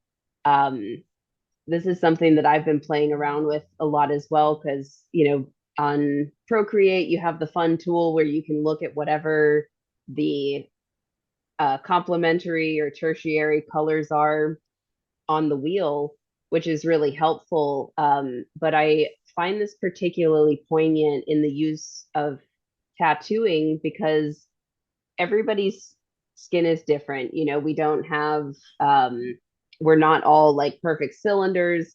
Everything mm-hmm, fades differently, colors work differently with different skin tones. But something that would be consistent is the fact that both of those colors side by side will increase each other's intensity no matter what. So mm-hmm, keeping things like that in mind, I think can help like in practice as well. mm-hmm. There's an old Guy Aitchison DVD. I think Hmm. it reinventing the tattoo. And one of my Yeah, takeaways from that one, you're probably familiar with it. One of my takeaways from that when I first watched it was that always stuck with me was he said that it's not about the colors you use, it's about the colors you use with each other. Like what you right. pair the colors with is going to make a much more significant impact on the vibrancy and how it appears overall and how much it pops out versus just using colors that pop. Absolutely. Yeah, that And was like one of the first tattoo books I ever read in my apprenticeship. oh yeah, They just kind yeah, of threw it at me and were like, okay, go. yeah. But Well, luckily, it that's had a lot of really good fundamental information like that. yeah, yeah. He's kind of one of the OG Hmm. um, um, color artists that was like he did pioneers, one of the OG Yeah, pioneers in the industry. Like he really pushed it. Great biomechanical work, which really complements color stuff. absolutely. And I think he's colorblind. I believe. Oh, I didn't know that. I'm pretty sure that he's colorblind.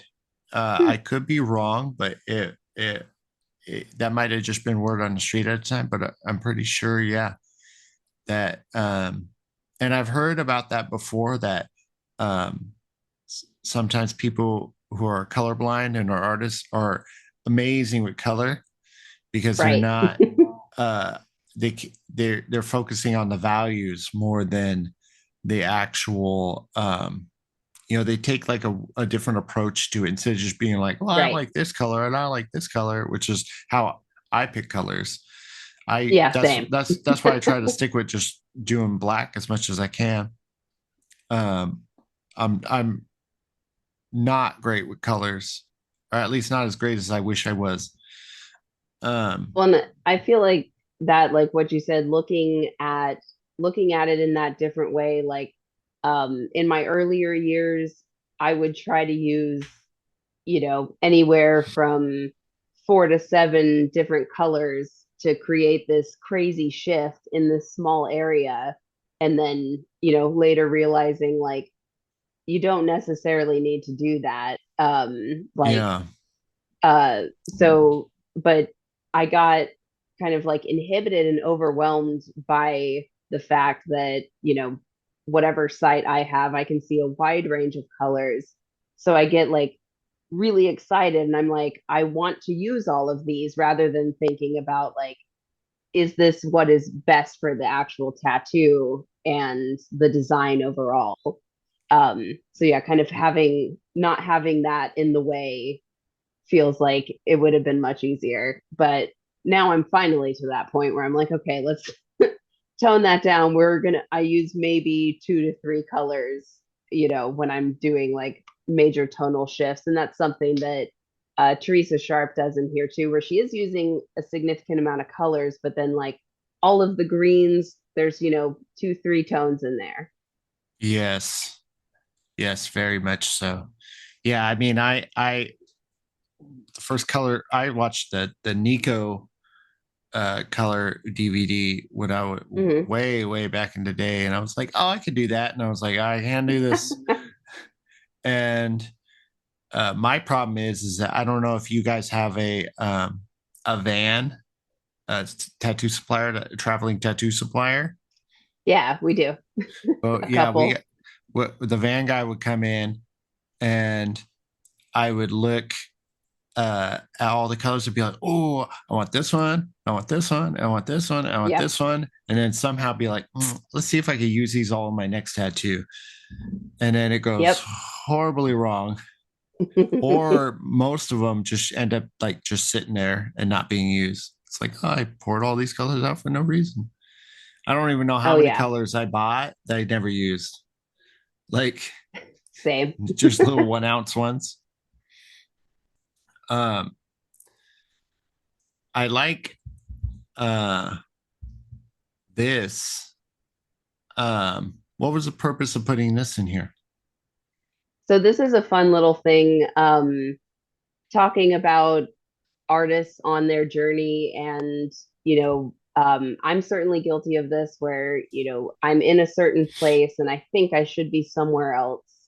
But trusting the journey and trusting that where you are at that moment is exactly where you need to be.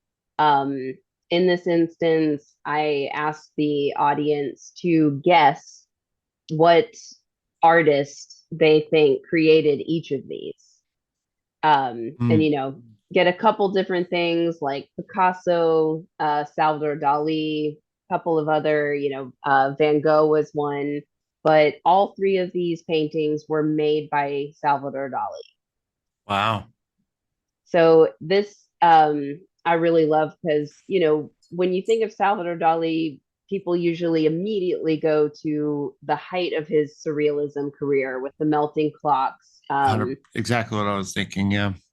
Right. That's immediately where you go. But he, for decades, really kind of played around with stuff. He played around with still lifes and played around with cubism and impressionism, Mm-hmm. fauvism, all these different, popular art trends at the time. And he just kind of picked and choose what he really liked. But even in like his early still life, I absolutely love his still lifes. You're kind of looking at it and you're like, oh, there's just a dead fish with some lemons or like a moldy piece of bread or whatever. But even that early on, you can see how he's like paying attention to these intense, almost unreal or surreal details, playing with light and, composition, as well as kind of like the odd shapes of the weird object that's, creating that big drop shadow. So Uh-huh. it's kind of like, seeing little baby artist Salvador Dali to what he would become later on. But he had to do all of these different steps to become what he was. So this Uh-huh. is kind of a show of that where, like I said, I'm definitely guilty of it too, but just like trusting that journey and trying out different things. You know, the next slide has a thing on like copy infringement because it's something that's taboo in the industry and we always have to talk about it. Um, I'm a big proponent of if you don't talk about it, then nothing gets resolved. It's better to communicate, Sure. lay the boundaries, talk about what's appropriate. But yeah, definitely never good to just verbatim copy somebody's work. But that's where visual analysis can come in and like looking at Teresa Sharp's work, like, okay, I really love how, yeah, she's using 2 to 3 tones for this one color and, really kind of spreading them out, not using them in super tight spaces. So like that's something that I could then implement that isn't, you know, copying her work, so to speak. Um, so yeah, that's just kind of like a fun little thing to show different people's journeys that you might not think like, like I said initially, you go right to the clocks and that's the pinnacle of it, but there was way more before and after. Yeah, I did not know that. I didn't even think about it. Uh, so it's fascinating. I'm really glad I asked. I Mhm. think it's important too. I think um, you don't want to copy someone else's work and pass it off as your own, Right. just on principle, and just on principle for yourself, not even worried about um what other people um are thinking about you. I think Hmm. too, there's also an element where you don't have to be so hard on yourself. And Right. because I will copy somebody, I'll do it on it's easier outside of art than Hmm. it is in art. Is that like when I was training martial arts for a little while and stuff, I would just copy people until I learned the Yeah. how it was done.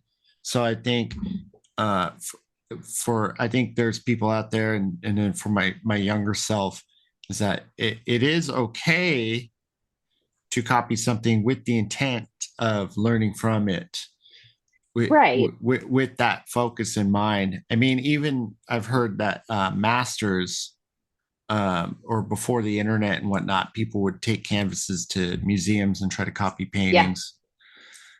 Yeah, actually Uh, I was going to mention that because like I feel like the idea of copying in tattooing right now is just so blown out of proportion. And, I mean, artists back in the day, even still today, I did like a study abroad in Spain and I took an art class and they're like, go to the Prado and copy some shit. I was like, okay, cool. So I would just go and do that. But yeah, like, before somebody became a master, they would copy the previous masters. And if yeah, the ones that learned from that copying and then innovated themselves were the ones that then became the masters that we are also familiar with. Um, but yeah, I mean, I still even do that in my practice today, where if I'm like, um, I did this recently as well. I had a tattoo of a tiger, and like I realized, holy crap! Like I've done a bunch of like panthers and lions, all these other animals, but this was like my first tiger, weirdly enough, in 8 years. So I took a couple of references and traced some of the things to get that repetition and figure out how like my muscle memory needs to move. You have to do to create that muscle memory. And then I took that muscle memory and transformed it into a new design, but like trying to get comfortable so I don't give him like a sucky tiger. yeah, Um, but yeah, I think like a lot of people get bogged down in like, I don't want to copy anything at all. Personally, in my opinion, I don't think any art beyond probably like 10,000 BCE is original. Hmm. But yeah, I think people get really just focused on that and don't recognize the difference, like you said, of, there's a difference between just straight copying and then copying to learn from it. Absolutely. Yeah. I think there's also in the industry, in the tattoo industry in general, there's images that were copied, and while I wouldn't post this and say I did it, kind of Hmm. thing, or copy this and say I invented this all on my own. Um, there's some specific images, kind of like Egypt, kind of like symbolism and whatnot, that were that there's almost a point where it was copied so many times that's kind of like Hmm. a thing now, like the Sailor Jerry Panther or the wolf Right. or stuff. So they're very minor exceptions, very hard to, it's kind of like, when you see it kind of thing. But I think that Hmm. that exists too, and people put their own takes on those, which, and I love that part too. They're like, well, this is my version of the panther head, and this is my version of Right. the uh, uh, hands across the sea, and or uh, rock of ages or whatnot. Hmm. So, um, I mean, you have a lot of really good stuff here. I was not expecting a conversation to go the way it is, and it's really great. It's a Yeah, lot this to has been talk great. about. I know It's, what's this, this is where again my ADHD gets me in trouble because I'm like, I can't focus on just one subject. I like all the things. So I want to talk about all the things.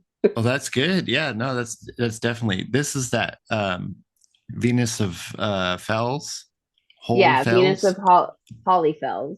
Holly Fells. Yeah, so she was found in, I might butcher this, Schelklingen, Germany.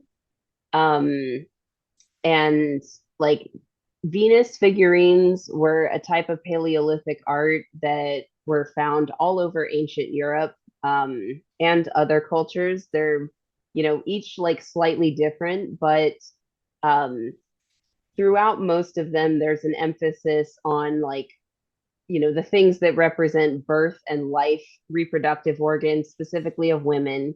But this little object was carved from a mammoth tusk and was I or thought it looked is like kind of like a tooth. yeah, yeah, it's carved from mammoth tusk and it's about, I think, probably like 3 or 4 inches.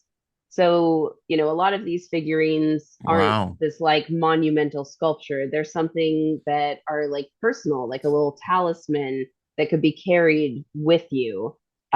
Especially in this time period, like most cultures are nomadic. It's not really until you get to the Neolithic, and then the Fertile Crescent, when you start to see civilization being in one place, really Mm-hmm. start to come about. So their art needed to be more portable. But the fact that these lines on the body of this figurine, in the Egypt portion, I also talk about this a little bit because there's these figurines that were made in the Middle and New Kingdoms that were the prevailing evidence of tattooing in ancient Egypt, like before the Middle and New Kingdoms. Like we had theories that it existed, but then when the Ghibelline mummies were discovered, here's viable proof. So the Venus of Hollyfels, I find in a very similar way, where we don't have the body yet, but this is a good indication that those types of tattoos that are also seen on Otzi were created much earlier than we know currently. Mm-hmm. Yeah, it's very interesting. And you're talking about these marks that are on the arm and across the stomach. Yep. Yeah, it's fascinating. It's just fascinating. It's a lot bigger than I thought it was when you said it's about 4 inches. um, and it being a talisman, it makes me kind of think of maybe some type of lucky charm, or Hmm. if my history theory is correct, it's probably more in line where it's a possession, like a something for women, like a Yeah, woman's possession, an ancient woman's possession for fertility, which has always been historically revered throughout right. history. Yeah, So, and there's, you know, historically there's connections between like the openings of caves and those being a sanctuary and a kind of metaphor for the earth's womb, so to speak. yeah. But also in some ancient cultures, the idea of mixing soot as tattoo ink with the blood of a human kind of combined these like earthly and spiritual realms into one. Mm-hmm. Um, Mm-hmm. so just like the thought of that is crazy cool to me in general. Okay. Um, but yeah, there's, in the ancient worlds, like you had very much a connection to the surroundings. Like most of the art, the sculptures, the cave paintings, they represent, you know, humans, animals of the time. It's your kind of surrounding world and beliefs, which we still even use today. Even though some may be a little more pop culture, but that's what we are surrounded by, Mm. and what we feel these like emotional and spiritual attachments to. Yeah, yeah. I think you're speaking to the deep, extremely deep fundamental foundations of meaning Hmm. that we as human beings can't quite see. I mean, there's that cognitive um, conceptualizations that we have that is kind of layered in a thick veneer of pop culture and current events and current socialness. But if Hmm. you really strip down um, it to its like most abstract form, you still have, you're going to have uh, someone uh, like on a cover of Vogue, let's say like a Kardashian or something like that, and you have all the female shapes, her the proportions are extremely accentuated, even though Hmm. she's a real person. And then you compare it to something like this, it's essentially like the same thing. Absolutely. um you just take them down to its abstract form. It's all um um uh, it makes a lot of sense when you break it down like that, when mentally. Yeah, because I think fundamentally, we as human beings, even from 80,000 years ago, we still have the same desire to understand ourselves and our existence in this Yeah. crazy spinning rock that's floating in space. Like, we've all and have always had that desire to know, or just at least do these type of things with art and tattooing that in a way help us feel closer to that understanding, but also just help us to understand. Hmm. And I think there's just like a deep, again, like an extremely deep, rooted sense of understanding that's been passed on generationally throughout the Hmm. entirety of human existence. Like from the impulse, the emotional and mental uh, impulse of feeling and thought that you get from simple things such as a wheel shape or a phallic shape or a chalice shape Hmm. or um, like the shape of a hug. Like Right. even here, you can see that it's you have the breasts, which are huge. You have Yeah. this kind of like I guess they call it the goddess body shape, where it's Yep. uh for like holding the stomach, which is where the life comes from. You Hmm. know, you have a little bit of a pooch here, which they've has been revered throughout all of human history. And Right. um, I'm not sure if the head proportion has anything to do with the overall shape, but or if that's just an artistic flair. But So this, I mean, this one in particular, if I'm remembering correctly, uh, I think that it ended up being like almost like a latch for a necklace, so to speak. But there's been recent theories where most of hmm, these female figurines that are from the ancient world, the head is very minimal or almost non-existent.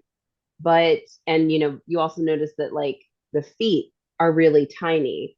yeah, So the dominant theory now is, this is how people would have looked at themselves. So a woman looking down, her head would be very minimized because, that's not what she's seeing. But the mm, breast, abdomen, and thighs would have been the largest, and the feet are the smallest because they're the furthest away as well. We didn't have yeah, like, or they didn't have just full length mirrors hanging out in caves and everything. So this is kind of how they were able to represent themselves of just literally looking down at their body and see. And this is kind of their representation of that perspective. So that's something that's been recent in scholarship that is really interesting to me because, again, it's just kind of looking at the psyche of these ancient peoples and figuring out why they made certain aesthetic choices and why it looks the way it does. yeah. It could be, looking at it more now, it could be associated with uh, it has some relation to midwife esque vibes Mm-hmm. I'm getting. Um, because I think it's a little bit different from the theory I have.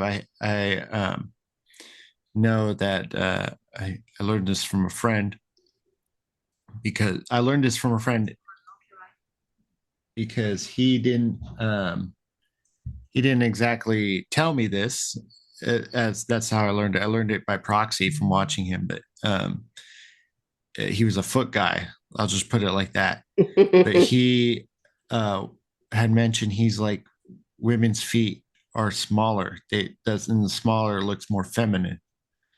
Mm, So, and that was like my instinct right away. This is me like really trying to like break it down like scientifically, yeah. with my friend who's a foot fetish guy.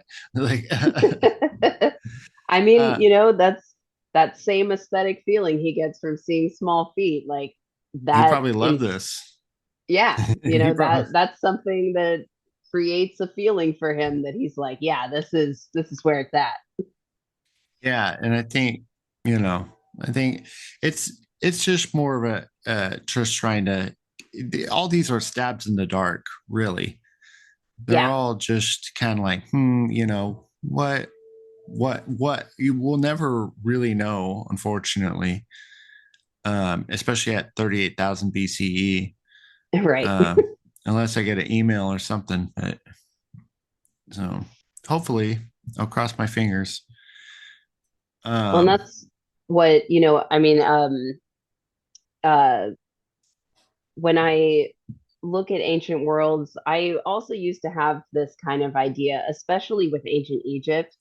I'm like, okay, it's like so passe, so overdone, what more can we learn? But uh-huh. there are new discoveries made every day. And just even like I mentioned earlier, in the 40s and 50s, uh, male scientists and archaeologists thought that those lines represented excess body hair when we go back and look at those type of interpretations, we're I could using, see that now. Yeah.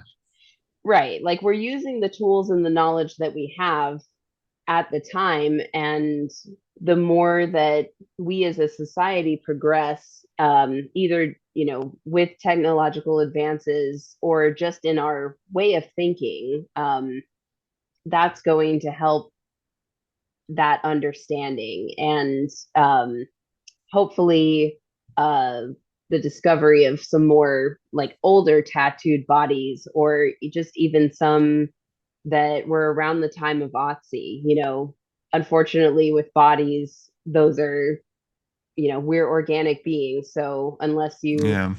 get lodged in an iceberg or a, peat moss bog, like we're going to disintegrate essentially. Because even the Ghibellian mummies, they sat in the British Museum for almost 100 years, and then they they discovered the tattoos only when they used infrared imaging on the mummies. They were doing it as part of a conservation technique, um, or conservation project, and they're looking at these bodies through the infrared images, and we're like, holy shit, there's tattoos on them. Um, so Hmm. that pushed back the existence of Egyptian tattooing from, like I said, the Middle New Kingdoms to the pre-dynastic era, which was before the pyramids of Giza were even thought of. Hmm. So, like those kind of advancements are really exciting to Yeah. help us to understand um, what these people were all about. Yeah, absolutely. Yeah, I'm looking here too. Here's another one where it accentuates the belly Mm-hmm. in the focus on life. What is this one real fast? Yeah, so this this and the next couple of slides talk about Amunet, the priestess of Hathor. Um, Her actual body, yeah, is on that slide there. Um, so she is known to be a priestess. We actually have her hieroglyphs listed on things that were buried with her. So, luckily, with cultures like the Egyptians, they were very good about documenting about, um, you know, especially in burial practices. And because of the way that they preserved bodies, um, we're able to see her existing tattoos. But there's a big connection in ancient Egypt between, like the literal and the ethereal.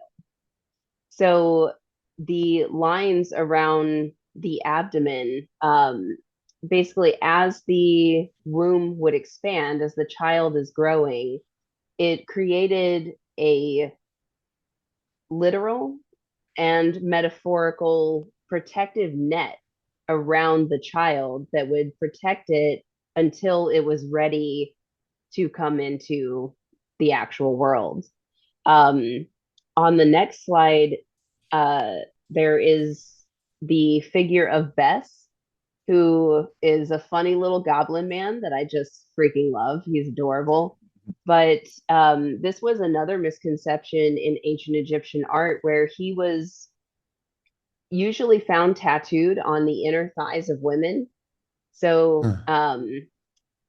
again, 50s male archaeologists were like, oh, they're obviously prostitutes. Um, but Oh, this, that seems you rather know, short-sighted. it it was the 50s. What are you gonna do? Of course, Um, yeah, different time. I'm clouded with the things that I know now and the mhm. ability to think much more abstractly. So it just that would not be my first go-to, but I mean, you know, just my thoughts. Well, and now they theorize more that, because it's tattooed on the inner thigh, that is a literal talisman totem that would be the first thing that the child passes by as it's coming into the world. So, this is Mm-hmm. not something that's just meant to be flashed and salacious, although it could be.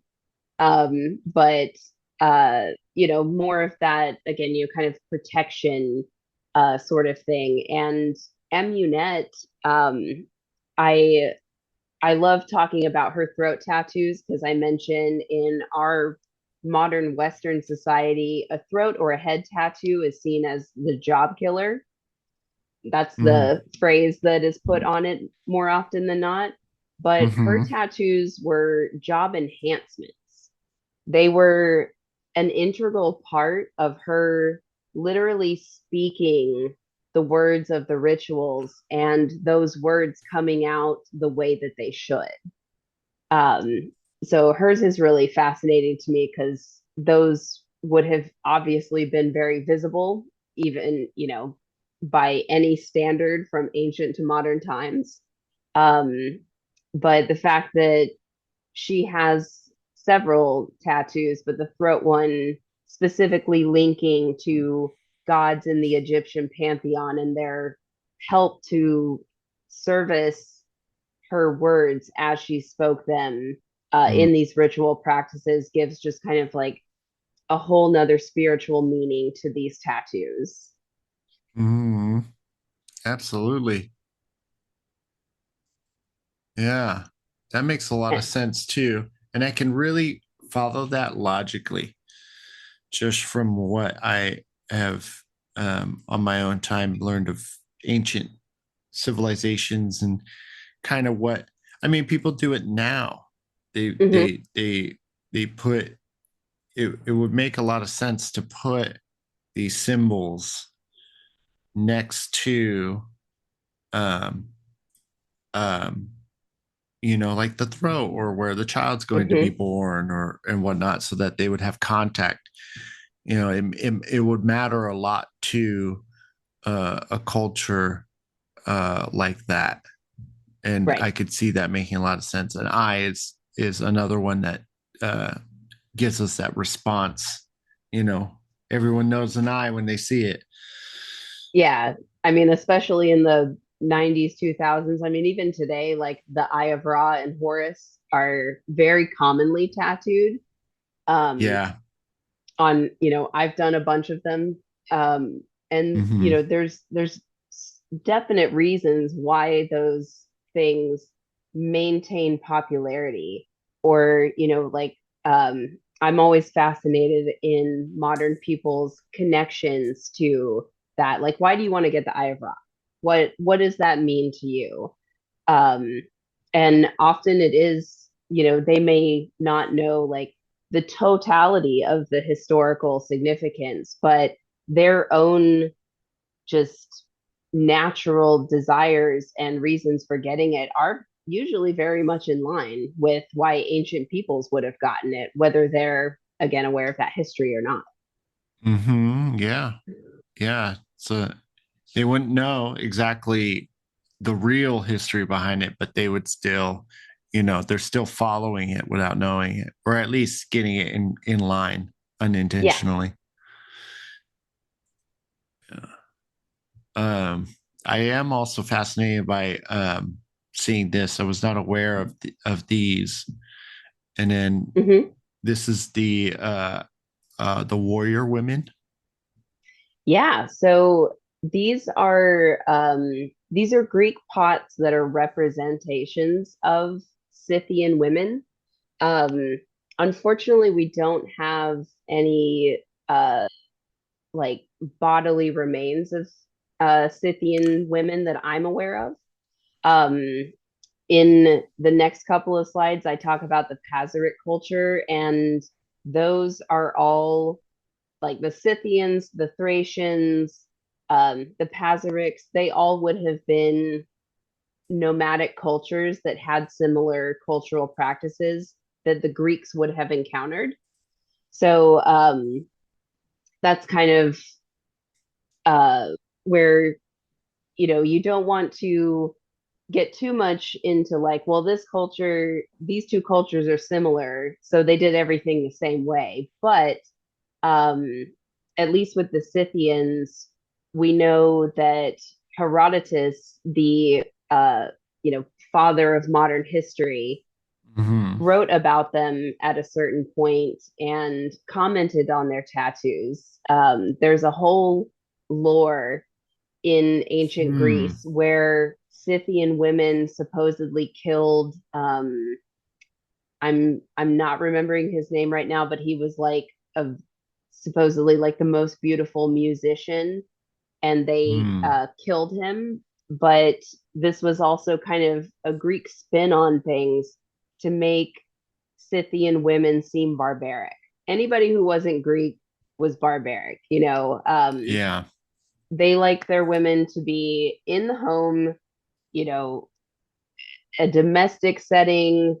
That's your that's where you live, that's your job, that's your whole personality. And Scythian women were horse riders. They were warriors. They were everything but just, you know, this domestic type of person. So they were seen as quote unquote the other, and the other is often, Mm. you know, negative. They aren't us. So what they do is barbaric or bad, even though, you know, as we move through modern culture, unfortunately, some of those sentiments, you know, still are around today. But um, the Scythians specifically are thought to be the origin of the Amazonian myth. Um, so, you know, the giant warrior women of Amazonia who fought with the Greeks. This might be the actual inspiration for that. And the Scythians, as well as the Pazyrics, have much more pictorial tattoos. So, you know, kind of diverging from Otzi, where they're not really abstract. Sometimes they could be abstract or geometric, but, you know, having more um, like zoomorphic or anthropomorphic Hmm. figures I that could are see that. meaning. Yeah, they're meant to portray a certain message. Um, and I find this really fascinating as well because just thinking about it, the Pazyrics as well, the Princess of Ukok has the tattoo on her shoulder. So thinking about that as she's like, you know, wielding a weapon, or as a Scythian woman, she's on horseback and she's wielding a weapon, and this creature on her arm is lunging forward at you, and you're just, you know, some Greek soldier. Like, this would be terrifying and Hmm. confusing, you know, like Yeah. um, often visual representations of either, you know, real or mythical beasts were seen as being quite literal. Hmm. Um, that even though these are statues, they are literal beings. Um, so they might have even thought that, yeah, this, you know, crazy looking hybrid deer creature is lunging forward at me as she's, as the actual person is making these movements in battle. So it had these crazy connections, not just to the meaning, but also just the placement on her body and how it connects to that meaning. Hmm. Yeah, it's very strong uh graphic design and marketing fundamentals in this one. Yeah. Like they're really really she's really selling it, this princess. Yeah. But I like that. I hadn't thought of it like that. You know, I appreciate deeply how much of an insight you can give on these because at face value it's not really sure what to think even as a person who Right. tattoos, but hearing your explanation is really um just very enlightening, very um enjoyable to be able to dive deep into these and Hmm. understand these. a little bit better. Well, and in the one of my, I mean, I've always loved mythical creatures, you know, before I ever got into art history, Of tattooing, course. what have you. They're just phenomenal, fascinating. Of course, And yeah. I yeah, feel the same way. I love mythology. I love especially very ancient ones. And that tickles my mythology one too, yeah. because of the architecture of human belief throughout history is it's just always been fascinating. But please continue.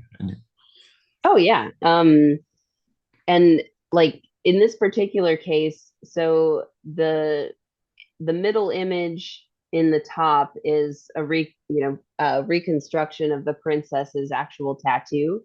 So it's a combination of a deer and a griffin. Griffin, most people are very familiar with as, being a symbol of like power, a guardian, things like that. The head itself is more griffin like, and the antlers at the tip of them, with those like kind of two circles and like almost crescent moon shape, are actually additional griffin heads. So this creature has like one main head with antlers with a whole bunch of other heads hanging out on it. Hmm. And the deer for Pazaric people represented a connection between the earthly and the spiritual realms, a sort of axis mundi, or like access to the earth. So this specific creature might have had capabilities, like many other composite creatures of the ancient world, to traverse between the spiritual and the earthly realms, and would carry that power over to whoever used that representation. Um, so yeah, just mythical beings, like you said, just tickle something in my brain about Mm. just being super fascinating. Yeah, yeah. Especially with how, you have uh people still doing this today. You have people who get the lion portrait, the classic tried and true lion portrait, or Hmm. bears or tigers or wolves. And I'm just gonna take a stab in the dark, but I imagine these are embodiments. Like these are um, adaptions to their persona that they want to Hmm. portray, or even maybe just uh, uh, internalize um, in the world and societies that they live in. So it Yeah, absolutely. it makes it's it's really cool. That's just flat out. It's just really cool. Yeah, it's just It's just, that's uh, just sweet. yeah. Um, you were telling me earlier about Cook. You had mentioned him. Yeah. Uh, and I don't really know much about him personally. So I I mean, yeah, did like look a it, little bit into Oh My, yeah. but not Cook. Uh, I mean, um, like for me, my is like sort of what should be the main focus of the story, um Mm-hmm. because of his influence, but like he went to England because he came back with Cook on one of his expeditions. But there's like a myth that Captain Cook just like basically introduced tattooing to Western Europe. But that's definitely not true. It was more about the fact that he gave us a codified term. So when people would describe tattooing, in like France, they would call it piquage, or tatouage, or they would talk about being pricked, embroidered, marked, things like that. There wasn't like a single term for it. And then when Cook went to the Polynesian islands, he heard the word tatau and he related it to tattoo, which at the time was like the sort of a last call for military men on the barracks of like, get out of the taverns and go back to the base sort of thing. So he just was like, okay, these sound similar. So I'm going to call this tattoo since the Polynesians call it tatau. Um, and that literally changed everything and still affects us today. But it wasn't just his introduction of the word, but the fact that he brought Mai to England.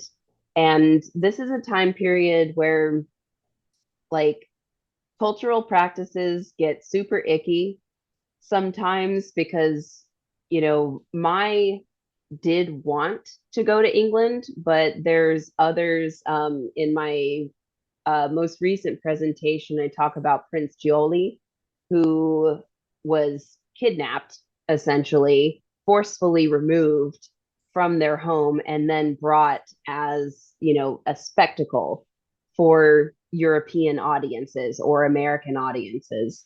And that, of course, has all kinds of uh, bad associations with it.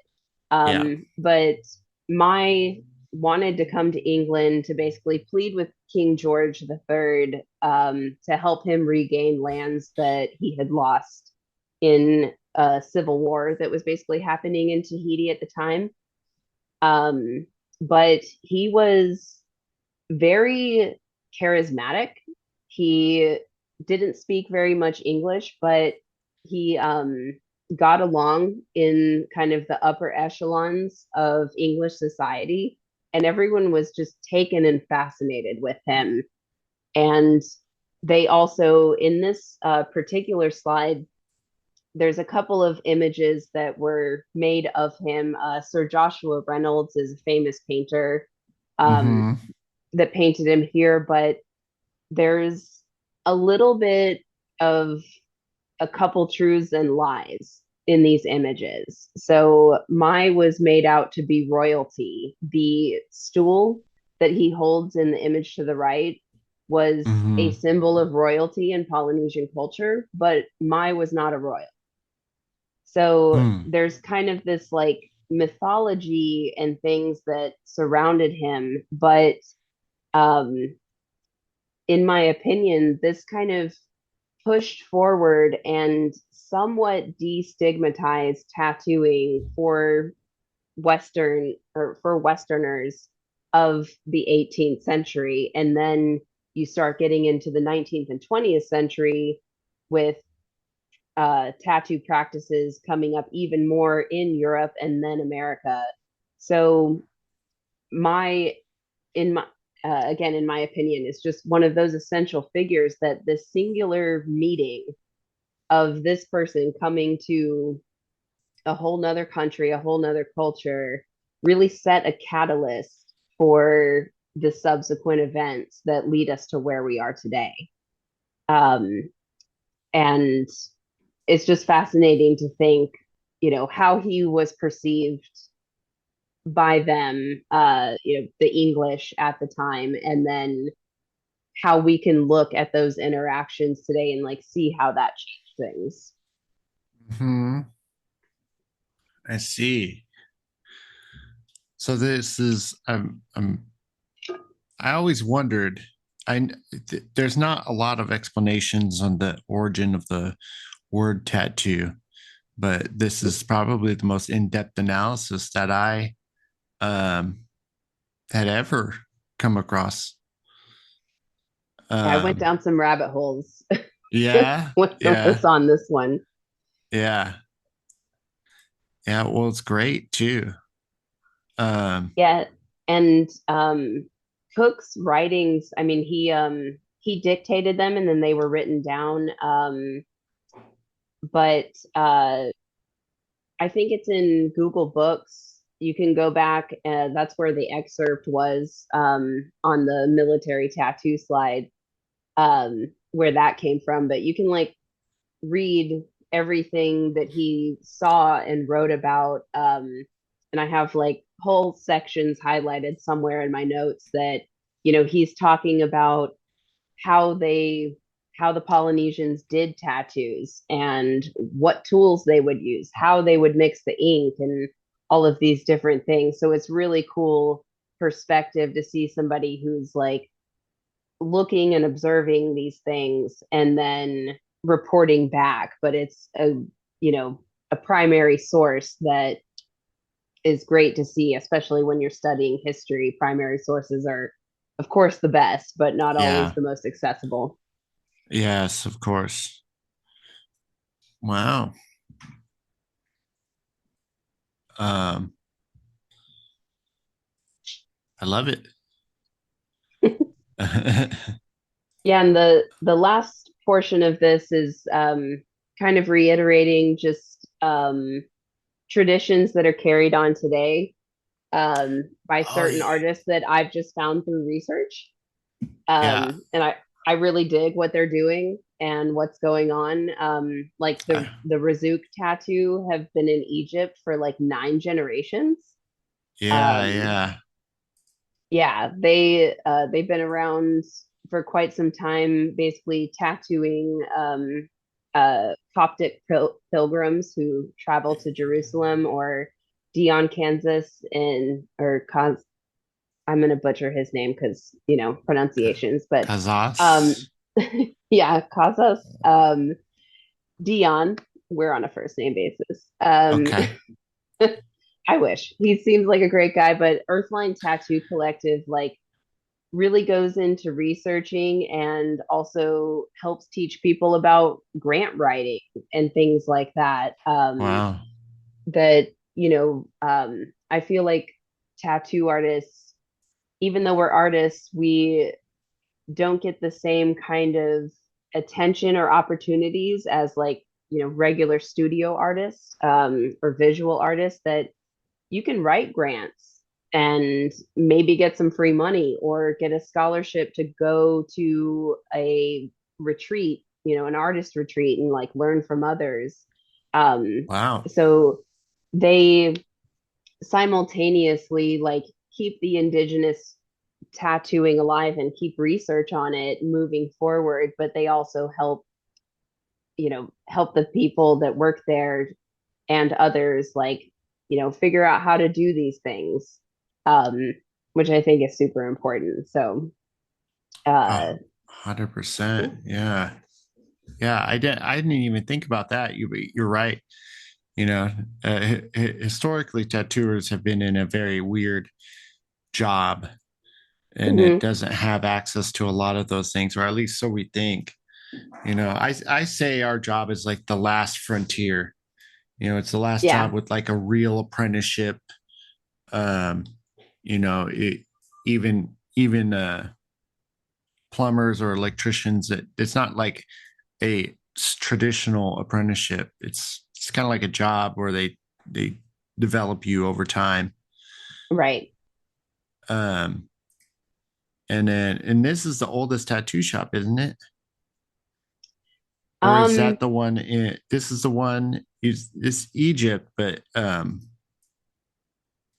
so they were originally from Egypt, but then they traveled to Jerusalem, so the that's shop is what still in Jerusalem. Yeah. from Egypt, i'm yeah.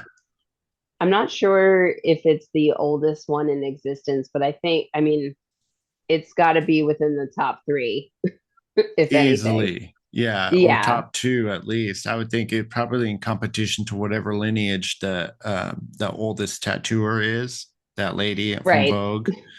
It would Yeah. probably be in competition with that. But as far as like an actual studio, I would say I believe this is colloquially at least known as the oldest tattoo shop. Because I know So that either his one of his grandfathers, whether it was great grandfather or great great grandfather, was like the first to use, I believe, the first to use color ink and also the first to use an electric tattoo machine in Jerusalem. and Israel as a whole. They I can't remember all of the details, but I remember them saying that he had it like hooked up to a car battery in the Ah, stair, like these like old innovative ways of doing things. But yeah, that family specifically were like a lot of first for Egyptian and Israel tattooing. yeah. I just saw it says American Eagle on his shirt. I found that kind of ironic. Yeah, right. It uh, comes full circle. yeah, it comes full circle. Hey, American Eagle, that's a traditional tattoo motif. Right. And then this is Mo and Mike you were telling me about earlier. Yeah. Yeah. Which, like, yeah, when I found out he was here in Tampa, I was like, holy crap, that's amazing. There's like sometimes doing a little bit of research, you find people like this that you're like, oh, they're just in my backyard. And that's Yeah. amazing. You know, Yeah. as opposed to like me traveling to Jerusalem, to try and find that. Like, this is somebody who is very close that does that heritage. So that's really cool. Yeah, that's how I felt when I was going to SD to visit my friends when I started this whole venture. I was like, oh, Tahiti Felix is there, you know. It's like, oh, I Hmm. can actually just go there. Right. Yeah. Just say hello. Mm-hmm. And they'll say hi back. Yeah, exactly. Well, this is wonderful. I mean, I appreciate you Thank you. giving me so much of your time. Um, is this where I mean, everyone can yeah. find you? Yeah. So those are my two Instagrams. One on the top is my artist one, bottom one is the shop one in general. Hmm. But yeah, that's where people can find me. And this presentation, as well as the most recent one, at least, in the Canva, what we're in now, you can access that on my link tree on Instagram and Facebook. And then, like I said, hopefully in the next week or two, the talk that I did, I'll have that full video to share, and I'll probably try and upload that to YouTube and just get that out there while I'm figuring out how to work technological things to get more out there. So, Well, yeah, definitely. When you do get that posted, let me know, and then I'll link mhm. that to this video. I'm going to link all your information to this video, but that if I get this out Awesome. before, I'll put that in the link too. Um, I mean, I really appreciate it. You know that. I mean, Yeah. that was quite the in-depth analysis. You know, I didn't know where we were going to go with it. You know, I was like, let's just figure it out. You know, I think when I was mentioning, Yeah. let's just figure it out. Um, I mean, I'm usually pretty good at going with the flow, and like I said, if I can talk about art history, tattoo history, or both, like I'm a smitten kitten, man. Like I'm on it. yeah, I'm ready. I I just looked down at the phone. I'm like, wow, shit. It's been like what, like 2 hours? yeah, I know. I looked, I was like, oh boy, Yeah. Whoops. you got the record for the longest one now. All right Uh, then. um, so, and you're still doing tattoos now? People can contact you and book with you? Yeah, absolutely. Still doing tattoos. I maybe obviously always love, any kind of like mythological, historical subject matters. But I also just like to do all the things.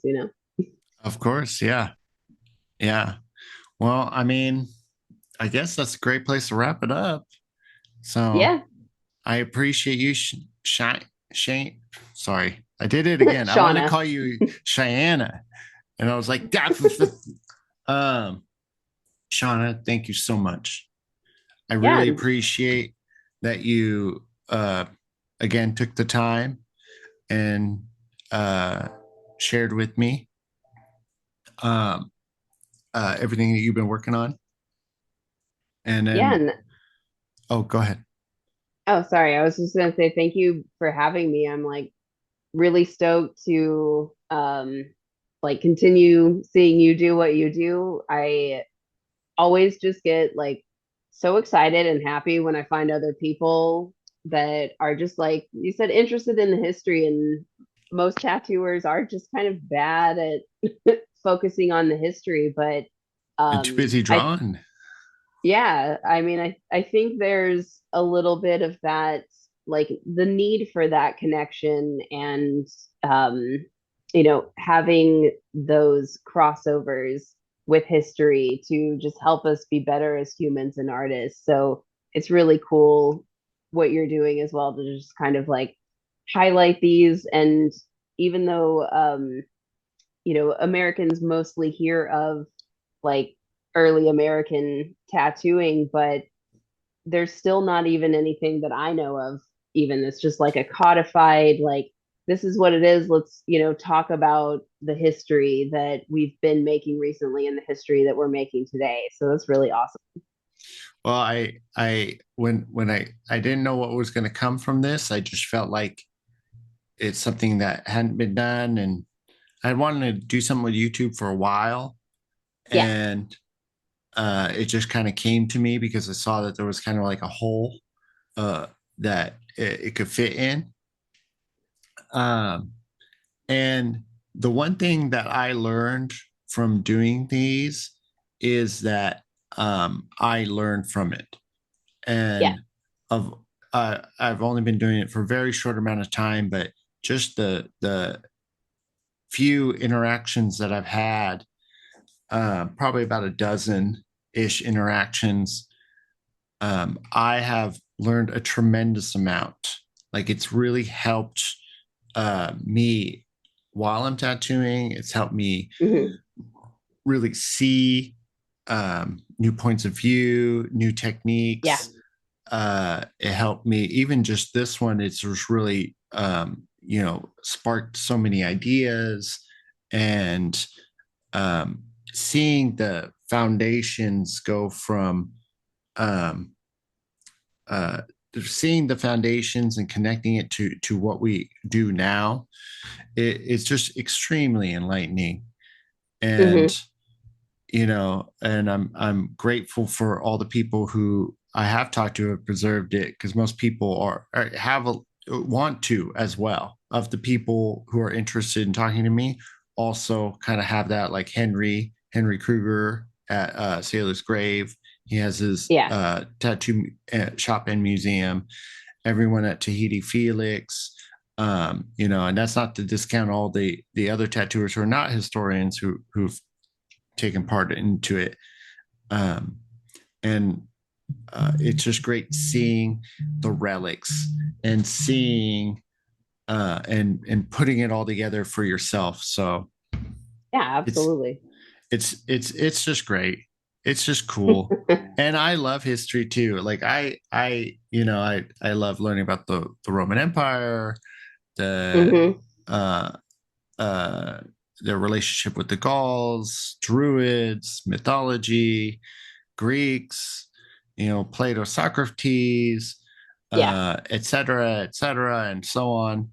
So it definitely sparks my interest when I uh, can learn about any of that stuff. And I was never like that in the beginning. I was the Yeah. artist camp, not the art history camp, and I just didn't value it. But now, as I gotten older and I started getting into history and learning about it and just finding it interesting, it's definitely come, full circle. It's definitely connected everything together. And I think it's just important to know, Right. where we came from. And that's what this whole channel is about. It's about, letting tattooers tell the history themselves. And Yeah. And I think it's about that, the way it's presented too, because like I liked history, but then, if like in middle school and high school, you're just like reading all of these dates and these events, and you're like, this just doesn't feel exciting, or I don't feel much of a connection to that. And like art history and then inherently tattoo history, I really gravitated towards it because you have more of the emotive, like um, all the emotion that people put into this artwork, even if we don't know exactly what was going on. we get a better sense of it. And, like if somebody came into a classroom and was like, let me tell you how Michelangelo is a petty bitch, I would have been listening on point, like this, Mm. um, the way that history's being less censored these days, I'm really Yeah, appreciating. And yeah, me like, too. telling it from real people's perspectives who are interested in it and like having conversations about it. I think people are getting a lot more into it and forming those connections. Yeah, Yeah. Well, thank you again, Shauna, so very much. absolutely. Yeah. Well, you have a good rest of your day, You too, sir. and I'll let you know as soon as this is posted. Yeah, sounds great. And then I'll have to let you know what I find about medieval tattoo history. Please, Yeah, please. We will talk again. absolutely. We will talk again.